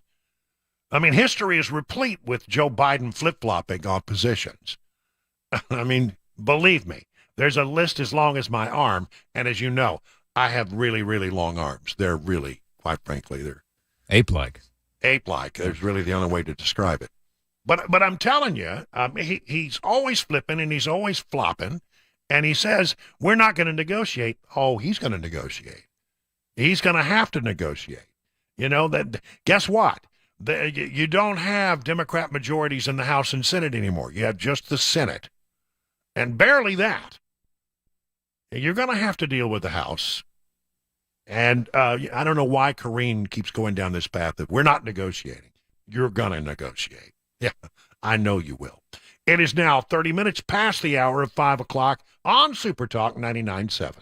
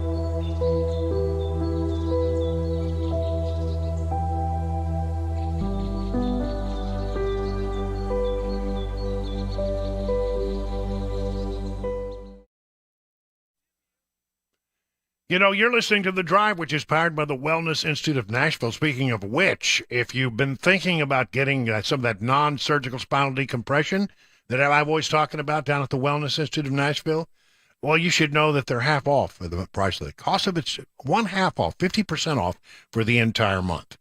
Your 2023 health goals are within your grasp at half the cost. No surgery, no injections, no addictive painkillers at the Wellness Institute of Nashville, where you'll meet Dr. Kevin Mitchell and Dr. Ashley as well. Listen, I'm telling you, I've been going there now for, I don't know, went through 24 different treatments to have my back worked on, my neck worked on the non-surgical spinal decompression. They say, does it work? Yeah, it works.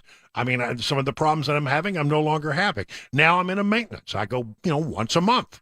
If I feel like I need it, I go again.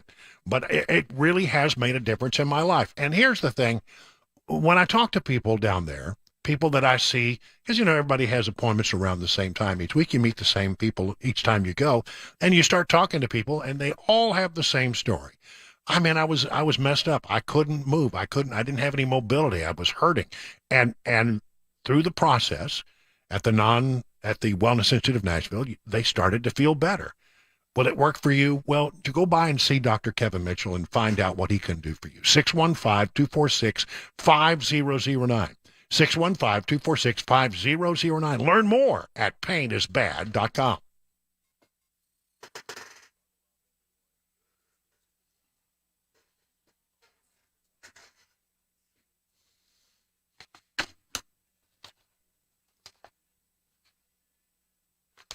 It is 38 minutes now past the hour of 5 o'clock on The Drive. I am your friend and radio buddy, Brian Wilson. Glad you're with us. Hello to everybody watching on TV. Glad that you're there as well.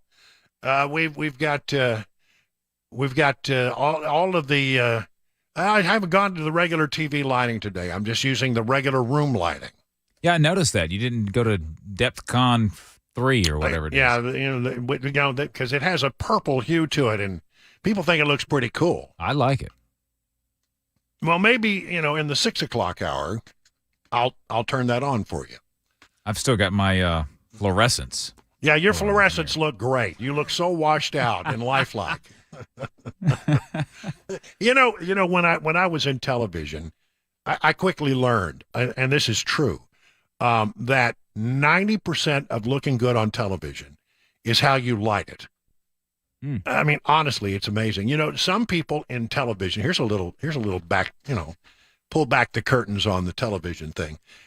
Some people put it in their contracts that they have a certain kind of lighting. And one of the best tricks is something called uplighting. If you'll notice, on a lot of the sets at Fox News, there's lighting in the set that's sort of, it may be not real noticeable, but it's sort of built into the set. Okay. And like on the desk. Yeah. And uplighting makes you look very young. Very flattering. I did not know that. Yeah. All right. And then I always think I love the thing I love backlighting. Backlighting is where you shine the light down from about 12 o'clock high down on somebody, and their hair seems to sort of have a little glow about it. And there's a little light on their shoulders. Is that what's happening to you right now? No, I have no backlighting whatsoever. No? All right. No, because I don't have a place to hang it from the ceiling. So, but no, what I've got is way too much light on right now because I just got naked light bulbs above me. Put some clothes on them naked light bulbs. Yeah, that's right. Karine Jean-Pierre has been going, the other day she took the bully puppet there at the White House and decided she was going to come after Governor Bill Lee. And it all has to do with this drag show bill. It's not really a drag show bill. It doesn't ban drag shows. Have all the damn drag shows you want to have. Nobody cares. That's not what the bill is. It says basically you can't put them in a place where young people might be exposed to, something that might be considered prurient. There's a word from the past. I haven't used prurient for a long time. It's one of the hardest words to say. It's like rural. Prurient. But if you may be exposed to something going on that would be considered prurient. In other words, something you don't want young kids to see, and that's all it is about. It's about protecting young people. But nonetheless, Karine decided she was going to take on the governor from the bully pulpit of the White House. People are focused on so many issues. We just talked about economy. We just talked about inflation. We're talking about safer communities and schools and good health care. All of the things that you all ask me every day. And you all know that's what the American people care about. That's what, even when they went to vote in November, those were the issues that mattered the most to them. But instead of doing anything to address those real issues that are impacting American people, right now you have a governor from Tennessee has decided to go after drag shows. What sense does that make, to go after drag shows? How is that going to help people's lives who are thinking about the economy, who are thinking about making sure their kids are going to be safe when they go to school, or their communities are safe? But that's what he wants to focus on. So it's part of a larger pattern from elected officials who espouse freedom and liberty, but apparently think that freedom of speech only extends to people who agree with them. And that's what we're seeing from what's happening in Tennessee and other places as well. So, don't take my words for it. And on this issue, the governor himself hasn't been able to, if you think about this particular issue, he hasn't been able to cite any examples, anything to show that drag shows in public spaces are a problem. He hasn't laid that out at all. Well, I mean, look, Karine, obviously, I think you are out of touch. I mean, Karine is openly gay. It's nothing new about that. Everybody knows that. This is a sensitive issue for her. She's very upset that apparently they're in the drag shows, and again, they're not being banned in the state of Tennessee. If you think they're being banned, you misunderstand what this bill did. This bill simply said you can't hold a drag show in a place where young people might be exposed to things that young people should not be seeing. And if you've been to a drag show, they can get a little bawdy, they can get a little wild, they can get a little raunchy. I've never been to one, but I've seen the videos, okay? Just want to let you know, if you've ever been to one, I have not been to one. But nonetheless, don't intend to go. Not that there's anything wrong with that. If that's your thing, go to a drag show. Knock yourself out. Drag shows are not being banned in the state of Tennessee. And her indication that it's very disingenuous for her to be there at the bully pulpit of the White House saying things that are going on in Tennessee that simply are not true. Have all the dadgum drag shows you want. Knock yourself out. Nobody cares until you start exposing young children to it. And that's where the state has stepped in and made a comment. Governor Newsom of California came after Lee on this issue. I'm not kidding. Here's California Newsom shared an Associated Press article detailing the new law and then commented, Tennessee has the 8th highest murder rate in the nation. It ranks 44th among states for health outcomes. And this is what the governor is focused on. Well, Governor Lee was having none of that. He was happy to respond, and I loved the way he responded. I'm often asked why so many families and companies move from California to Tennessee. People want to live in a low-tax state that supports families and believes freedom and opportunity belong to everyone, not just the elite.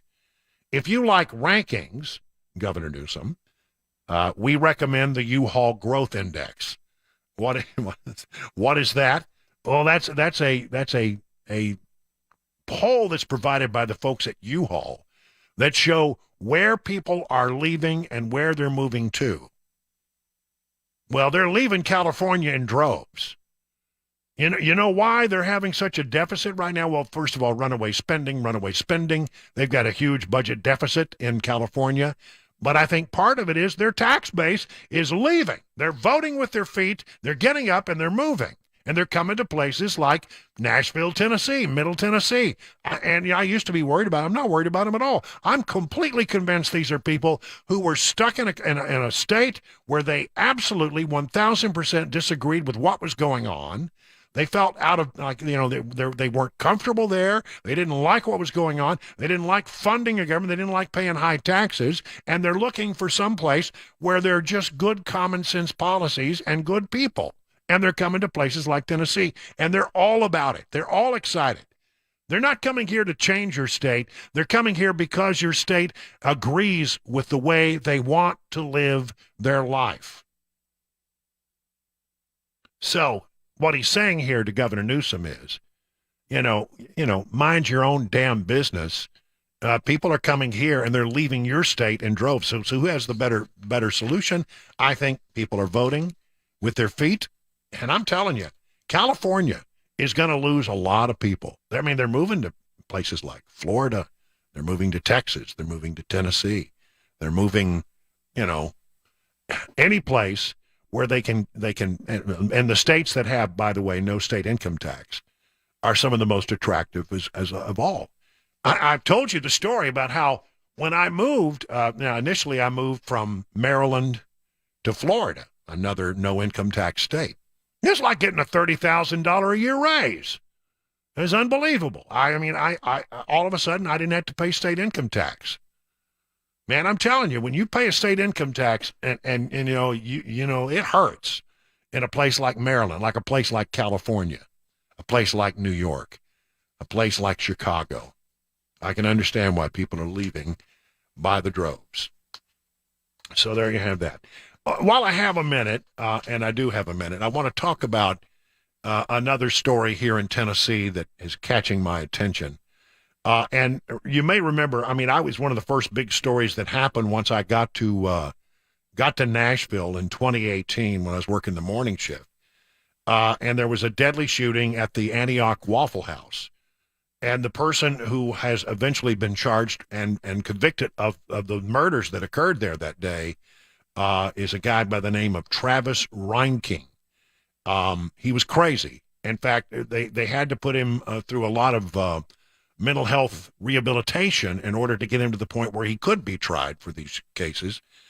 He killed Aquila da Silva, Diebony Groves, Taurine Sanderlin, and Joe Perez. And he left a bunch of other people injured. And life in prison without parole is what he got. And so there was another shoe to drop on that story, and it was, how did he get the weapon? Because the police up in Illinois, where he lived for a while, had taken them away from him. They felt like he was a danger, and they had seized his weapons. And then, the family came and said, well, why don't you let me, the dad, I'll take those weapons. And so law enforcement gave them back to the dad, not to Travis Reinking. And for a while, Travis Reinking was not allowed to have his weapons. But then in some inexplicable mood, his dad, Jeffrey Reinking, gave him back his weapons, and then what happened at the Antioch Waffle House followed. Well, now comes word that a jury in Tazewell County, Illinois, has found Jeffrey Reinking guilty of unlawful delivery of a firearm, a Class 4 felony, and Jeffrey Reinking, father of Travis Reinking, will be sentenced for 18 months in an Illinois prison. Under Illinois law, a prison sentence must fall between 1 to 3 years. Convictions can also include fines up to $25,000. So Jeffrey Reinking is going to spend at least 18 months in jail because he made the very poor decision to give his truly insane son back his weapons. 50 minutes now past the hour of 5 o'clock on SuperTalk 99.7.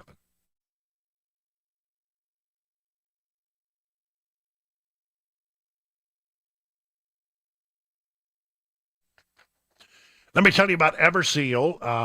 Let me talk about this. Do you have like a deck or concrete that needs to be sealed? Maybe you do it on an annual basis. Like sealing your concrete and sealing your driveway and all that kind of stuff, it can be like $15,000 if you add up the cost over 10 years. But what if I told you there was a product? It's technology that's been around for ages in industrial applications now being made available by the folks over at Everseal.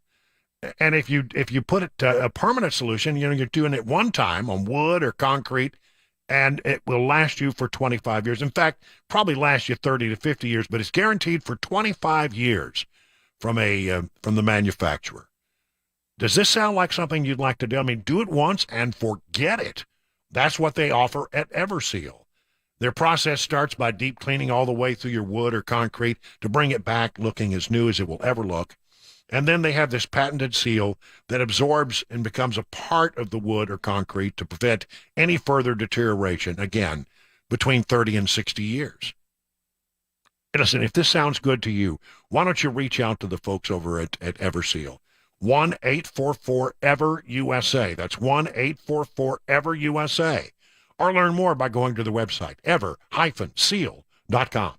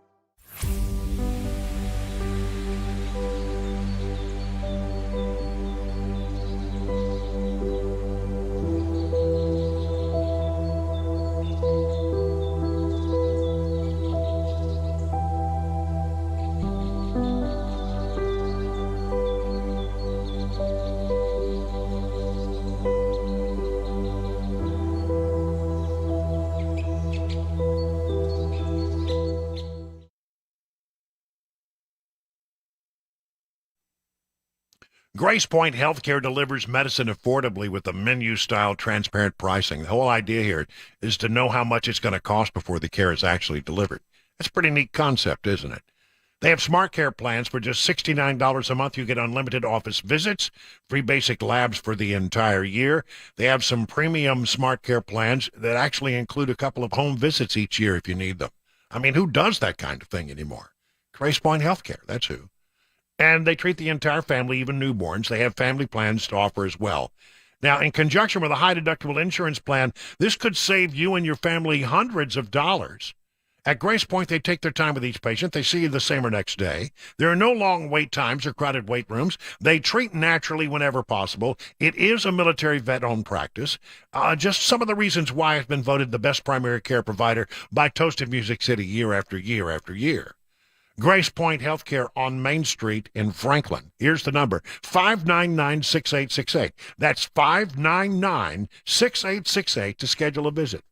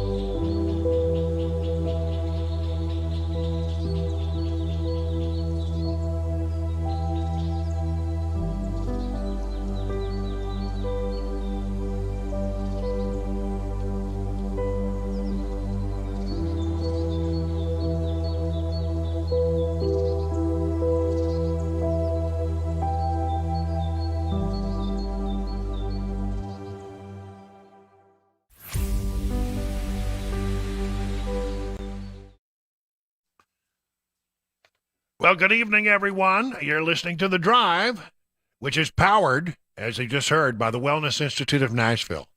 Thank you for that. You can listen to The Drive on the air. You can listen on our app. You can watch us on SuperTalk TV live by going to our Facebook page, our Twitter page, our YouTube page, or the Twitch page. We're all twitching. And the super text line is always open at 615-737-9986. We are really going to get down to brass tacks this week in the House of Representatives with regard to what we know and what we do not know, perhaps, about COVID-19. Now, if you've been following us, you know that initially the FBI, which has some really good labs for this kind of stuff, had said a long time ago, I think in 2021, that they thought that the COVID-19 escaped from a lab, and it looked like it was lab originated.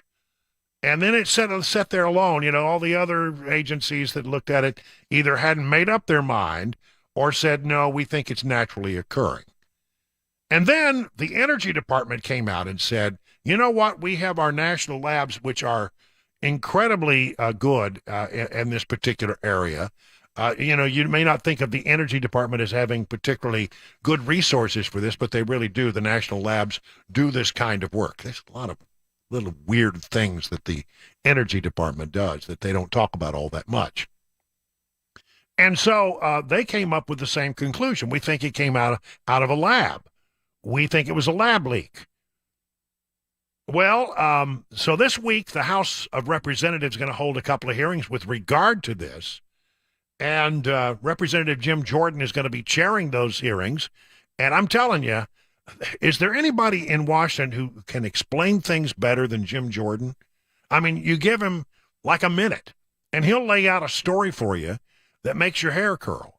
And this is the narrative that he's beginning to develop about where COVID-19 came from. Well, first on the COVID issue, understand that on January 31st, 10:32 p.m., 2020. So right at the get-go, Dr. Fauci gets an email from Dr. Christian Anderson, which says virus looks engineered, virus not consistent with evolutionary theory. The next day, he gets another email from Dr. Gary. Now, these are doctors he's handed out our tax dollars to over the years. Dr. Gary's email says, I don't know how this happens in nature. It would be easy to do in a lab. That same day, February 1st, 2020. So again, right at the start, that same day, Dr. Fauci organizes a conference call.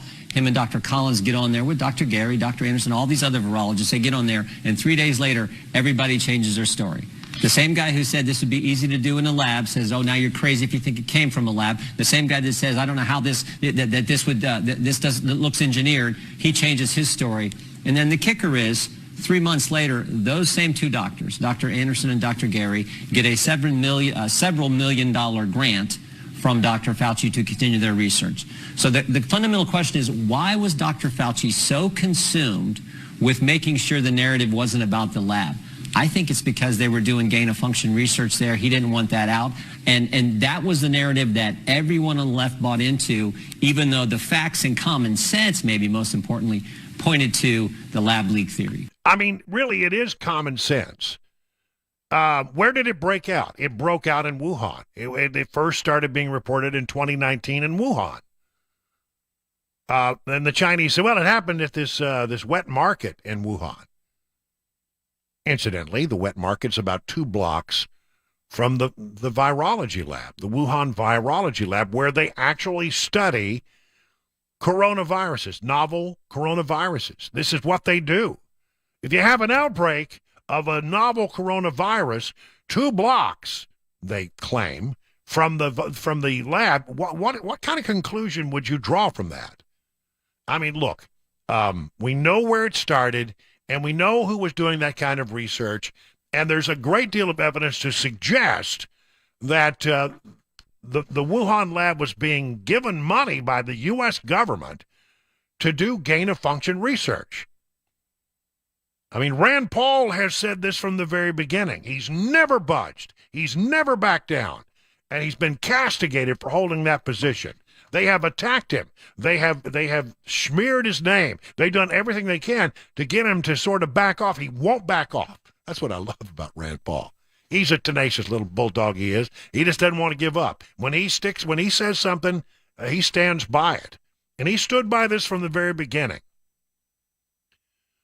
So, you do have this storyline that's sort of developing. Let me read you another story. This is from the Post-Millennial. Fauci prompted the drafting of a paper to disprove the lab leak theory. New evidence suggests Dr. Fauci prompted the drafting of proximal origins to disprove the lab leak theory. And so here we are. On Sunday, the GOP-led select subcommittee of the coronavirus pandemic released a memo citing evidence that showed Dr. Anthony Fauci, the former director of the National Institutes of Allergy and Infectious Diseases, prompted the drafting of proximal origins to disprove the lab leak theory. According to the congressional memo, on February 1st, 2020, Dr. Anthony Fauci, Dr. Francis Collins, and at least 11 other scientists convened a conference call to discuss COVID-19. It was on the conference call that Drs. Fauci and Collins were first warned that COVID-19 may have leaked from a lab in Wuhan, and further may have been intentionally genetically manipulated. The proximal origin document was first drafted days later on February 4th, and the evidence available to the select subcommittee suggests that Dr. Anthony Fauci prompted Dr. Christian Anderson, Professor Scripps of the research, to write a proximal origin that was the goal was to disprove any lab leak theory. So let me make sure you understand what's happening here. They talk about COVID-19, and Drs. Fauci and Collins first put up this flare. You know what? This looked like it might be something that came out of a lab or was genetically manipulated. And then somebody began work on proximal origin document. And the evidence available suggests that that Dr. Anthony Fauci prompted Dr. Christian Anderson to write proximal origin, and the goal was to disprove that there was any lab leak. In a February 2020 email, Anderson wrote to Nature and said, "There's been a lot of speculation, fear-mongering, and conspiracies put forward in this space, and we thought that bringing some clarity to this discussion might be of interest to Nature, the magazine." Prompted by Jeremy Farah, Tony Fauci, Francis Collins, Eddie Holmes, a whole list of other people, we've been working through much of this primarily genetic data to provide agnostic and scientifically informed hypothesis around the origins. According to the memo, Dr. Anderson did not find the data to be compelling, but wrote proximal origins after being prompted to do so by Dr. Fauci and others. Why? Dr. Fauci held sway over the grants that he would get to continue his scientific research.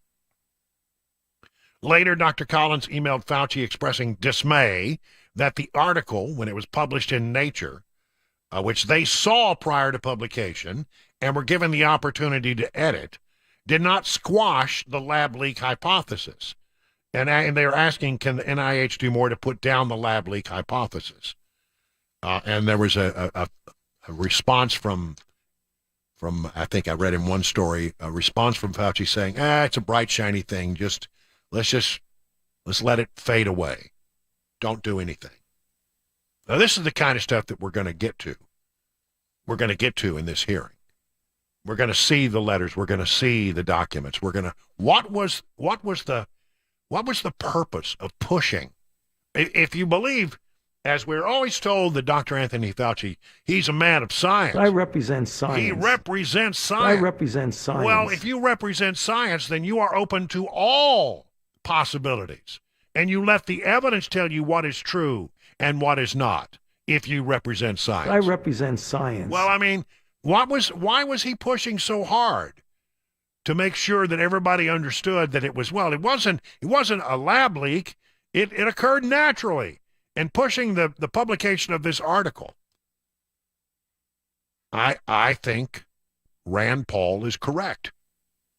I think there's a case that could be built, a pretty good common sense case based on evidence and some of these emails that we're now seeing to suggest that indeed Fauci knew something about what was going on in that lab, may have even provided the funding to do gain-of-function research on bat viruses at Wuhan Institute of Virology. Your government will, when it's in its best interest to do so, lie to you. They wanted to kill that snake. They wanted to kill that argument. They wanted to make sure that people weren't talking about this as a lab leak. Oh, no, it occurred naturally in nature. It was just something, the bats, it mutated, I don't know, somehow out there in nature. Concerns were raised, and then they realized, oh, no, we can't let that be the narrative, because that means that, then again, a lot of people are going to get in trouble. Anthony Fauci would have gotten in trouble if he had admitted that it was a lab leak. It was a lab leak. And common sense just tells you that. It was a lab leak. It did not occur naturally in nature. And the people who are holding on to that position, I think, are lying to you. Why? Because they don't want to admit that somehow the U.S. government was involved in doing research in the Wuhan Institute of Virology that led to a lab leak that killed millions of people. That's why you need to be very skeptical at moments like this. Your government has a vested interest in selling the other narrative. And when it's in its best interest to do so, your government will lie to you. I hope that these hearings are the beginning of getting to the truth. But as has been pointed out, China destroyed a lot of the evidence. We may never get to the truth. We may never actually find out what happened there. But I'm glad there's somebody out there pushing the envelope. I'm glad there's somebody out there that's willing to consider the science, to consider the evidence, rather than just tell you what they think it's in your best interest to tell you. It's 20 minutes now past the hour of 6 o'clock on SuperTalk 99.7 WTN.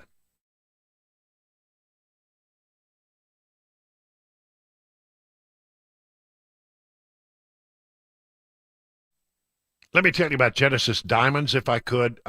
Listen, your chance to get that rare, hard-to-find luxury pre-owned Rolex timepiece is here at Genesis Diamonds. This coming Thursday and Friday and Saturday, Genesis is hosting an epic pre-owned luxury Rolex event featuring a stunning new selection of these hard-to-find watches. Hulks, Submariners, Daytonas, Pepsis, Batmans, all the hottest Rolex models that people wait for years to find. They're going to be on display. These are carefully chosen timepieces in pristine condition.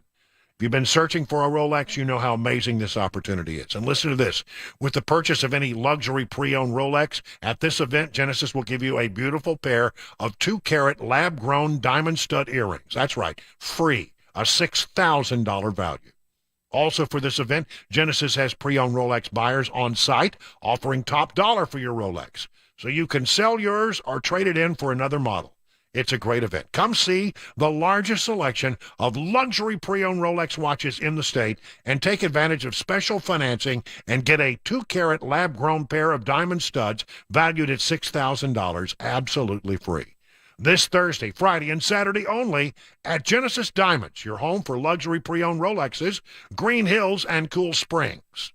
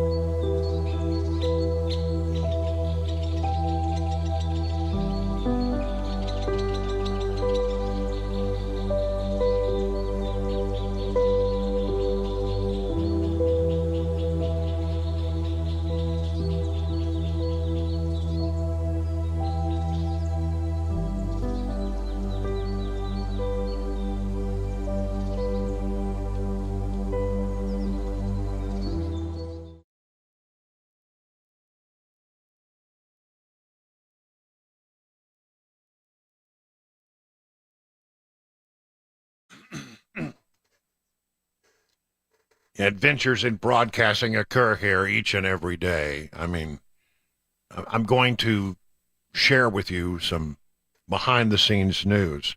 Uh-oh. In that last segment, I swallowed a gnat while I was talking. They're good for you. You know, a little protein. I'm telling you, that can mess you up in a hurry. I don't know where a gnat got in here, but flying around my microphone, and when I inhaled, it went right in. He was trying to, get all the latest information on the hearings in the House, so you just got a little too close. I guess that's it. Yeah. Boy, did you see what happened in Atlanta in this attack on a construction site that they call Cop City? It's actually a police and fire training facility that they're building in Atlanta. It's been the site of a lot of protests there. In fact, one of them was a very violent protest that broke out, and a police officer was shot in the abdomen in one of the protests. That was back in January. So over the weekend, there was apparently in Atlanta, there was a concert downtown. And then after the concert, a number of people from the concert changed their clothes and put on all black attire, and then went down to what they call Cop City, this construction site, and took on the police. 23 people have now been arrested and are going to be charged with becoming domestic terrorists. That's right. 23 charged, only 2 of them although are from Georgia. And that tells you a lot about how this works. This is the Antifa. This is what I used to call the Black Bloc, and Antifa. I mean, the police department wouldn't have anything to do with it. They brought the situation under control very quickly, and slapped on the cuffs. And now 23 have been charged with domestic terrorism. Wow, that's something else. So where were they from if they weren't from the Georgia, the state of Georgia? One is from France. One is from Canada. 3 suspects were from Massachusetts. 2 were from Arizona. I'm turning the page. There were 2 from New York, 2 from Wisconsin, 1 from Louisiana, 1 from Indiana, 1 from Colorado, 1 from Utah, 1 from Virginia, 1 from North Carolina, 1 from Connecticut, 1 from Florida, 1 from Maine, 1 from Tennessee. That person's name is Zoe Larmy. Only 2 suspects out of the 23 arrested were from the state of Georgia. Thomas Jurgens and Jack Beeman were arrested.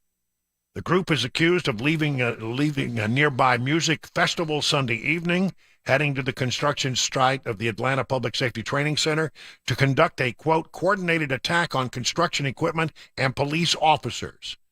Authorities noted how the group changed into black clothing and allegedly threw commercial-grade fireworks, Molotov cocktails, large rocks, and bricks at police officers. What happened last night was not a peaceful protest. It was violence. Plain and simple. Georgia Attorney General Chris Carr said in a statement, "We will not tolerate the destruction of property. We will seek to ensure that those who have engaged in this criminal behavior are held accountable to the fullest extent of the law." So there you go. Apparently now we are told that the FBI and the GBI, the Georgia Bureau of Investigation, have now joined the investigation and will be a part of this. But I'm telling you, this is Antifa, and this is what they are. They're an amalgam of miscontents and no-gooders who come from all over the country, gathered together loosely under this banner that they call Antifa. They show up and they stir the pot. They cause problems wherever they go. They have done it in Nashville. They were over there in Atlanta. I mean, I am so glad that they cracked the whip on these guys and put them in the Gray Bar Hotel. And I hope that these folks do some hard time. In Georgia, they weren't having any of it this weekend. And it's about time that some of these Antifa hoodlums, do some hard time behind bars. It is now 6:30 on SuperTalk 99.7 WTN.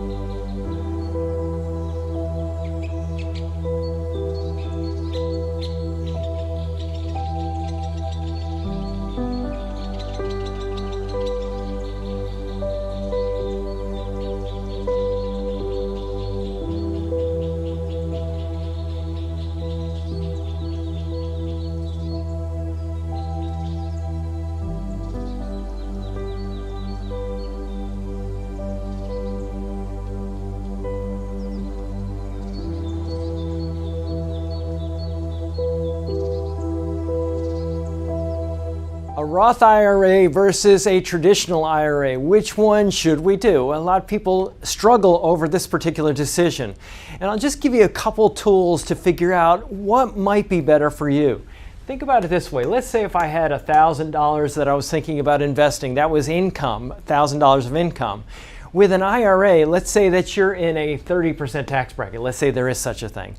And you want to put this money in an IRA. You're going to save $300 in taxes.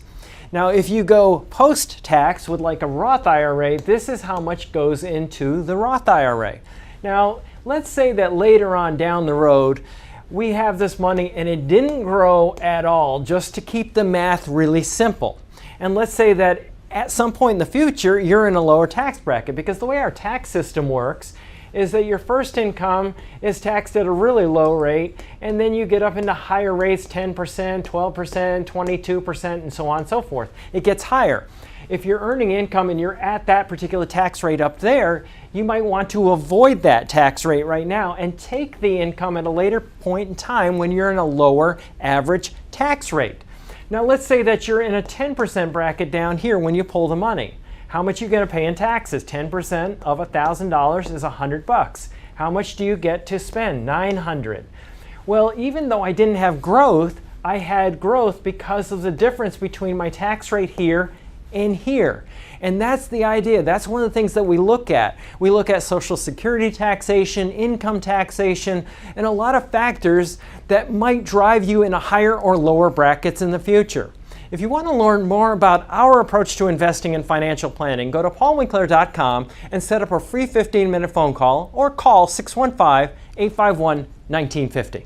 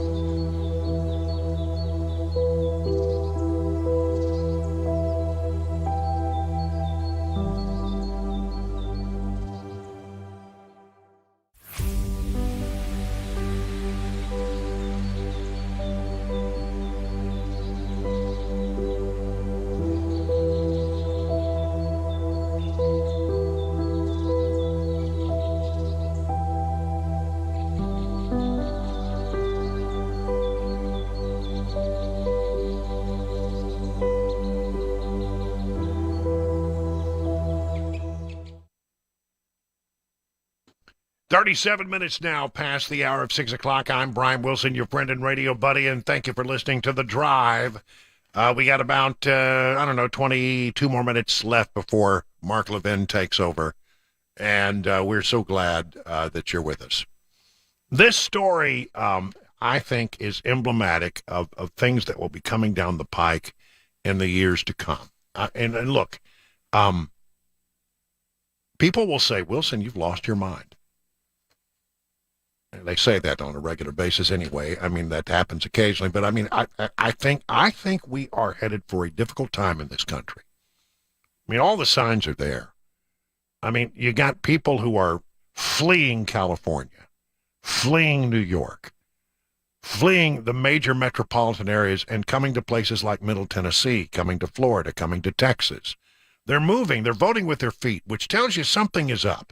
That things have gotten so unbearable for a fair number of people that rather than stay there and hope that they could affect change, they've decided they're just going to give up, throw up their hands, and move to another location. And many people have said, well, are we headed to a time where we will actually break into blue states and red states? That's something that, maybe, we'll have two different nations. Are two different ways of handling it. I mean, are we headed for some kind of breakup of the United States? Now, I don't think that's imminent, and I don't think it's likely. But there certainly are a lot of people out there right now trying to break away from governments with which they disagree. Some are doing it by just getting a U-Haul trailer and moving. In Buckhead, they're bound and determined to become their own city because they don't like the way they're being governed by the people in Atlanta, and they don't want any connection with Atlanta. You've been to Buckhead, it's very nice. Atlanta, some parts of Atlanta, not so much. And the people in Buckhead said, we've had enough of your craziness and having all the decisions made in Atlanta that we disagree with. They want to be independent. Then comes something like this. State representative introduces Texas Independence Referendum Act in the state legislature. A conservative state representative introduced a bill in the Texas state legislature on Monday. If passed, it would give residents a chance to vote on whether the state should secede from the United States. Republican State Representative Brian Slayton said he was proud to introduce the bill, which he calls the Texas Independence Referendum Act, or HB 3596, because it gives the people of Texas a way to make their voices heard. So what would happen if it gets through the state legislature, and if it gets signed into law by the governor, it will place a referendum on the ballot during the next general election, allowing the people of Texas to vote on whether or not they should stay in as a part of the United States. The state lawmaker also attempted to add a referendum on secession in 2021. I mean, the idea here is that what would happen, here we go. The movement called the Texas Nationalist Movement, or TEXIT, I like that, has long pushed for legislation to make the state its own sovereign nation. There are 440,000 members of this organization in the state of Texas, making it the third largest political organization in the state, behind the Republican and Democrat parties of the state of Texas. Now, the idea was that they would then put the referendum, if the referendum on, if it passes, then there'd be a special commission set up to investigate whether or not it is feasible for Texas to leave the Union. I don't think it's likely. I don't know if it will pass or not. I don't know that the chances are good. But when you see things like this, it certainly tells you that America is maybe at a breaking point in some way. 66% of likely voters in Texas support this referendum coming up for a vote. 66%, according to some surveys.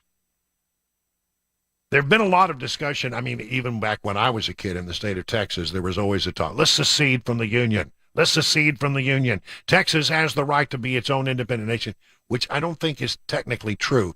At least, everybody said that, but I don't think actually it's in there, in the Constitution. But, there is a difference between Texas, which was an independent nation of its own for 10 years, between 1836 and 1846, and some of the other states that became states through a different process. Texas stood on its own as its own sovereign nation after they fought and won independence from the Mexicans. And so, that gives it, I would think maybe a different way of looking at things than people that just became states. They were territories and they became states, right? That's the way it usually happens.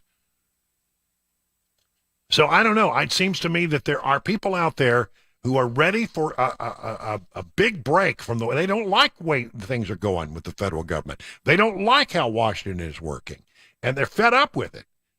And when you see this kind of stuff burble up, I don't know that it's imminent. I don't know that it's going to happen. All I'm saying is it tells you a lot about where people are in this country, doesn't it? All right. Moving on. The establishment media has been forced into making a whole host of retractions lately. When you're in the news business, you want to make sure that you get it right. I know that when I was a journalist, I'm not a journalist anymore. I'm a recovering journalist. But when I was a journalist, we really went, I don't know, you may not believe this, but we went the extra mile to make sure that our stories were accurate. I got questioned hard when I would report something. How do we know this? Where does this information come from? Is this the best way to word this? I mean, we would have, I remember, throughout local newsrooms and national newsrooms, we'd have knockdown, drag-out debates over a word. We cared deeply that we got it right and that it was fair. But when you make a mistake, the best thing to do is to say, hey, we made a mistake. Right? You don't want to have to do that. And major news organizations are loath to admit that they made mistakes. But a lot of them have been pulling retractions of late. NPR was forced to issue a correction on Saturday to clarify that Beau Biden died from brain cancer in 2015 and not from injuries he received while stationed in the military in Iraq and Afghanistan. Listen, I can understand why that gets reported. Joe Biden says it all the time, and it's not true. NPR also walked back a claim in an article last month headlined, Speaker McCarthy leads first border trip in his new role. Critics call it a photo op. The piece inaccurately reported that no Democrats attended a hearing at a Texas border town, bolstering critics' claims that House Speaker Kevin McCarthy and other Republicans were using the border visit to generate media coverage. But in fact, some Democrats did attend. I had been told that there were none, but apparently they did. And NPR had to go back and make that correction. The New York Times, the Washington Post, Rolling Stone, all issued corrections to articles over the weekend about a Democrat House Judiciary Committee report criticizing Republican whistleblowers and GOP-led House investigations. They got it wrong. And thank goodness somebody, see, the way you get a retraction is somebody has to call these people up and get on the phone with them and tell them, you really screwed up here. This is not right. You need to retract this information. You need, and they'll, we'll take a look at it. And, if they are honorable, they will go back and say, we made a mistake. But somebody has to call them on it.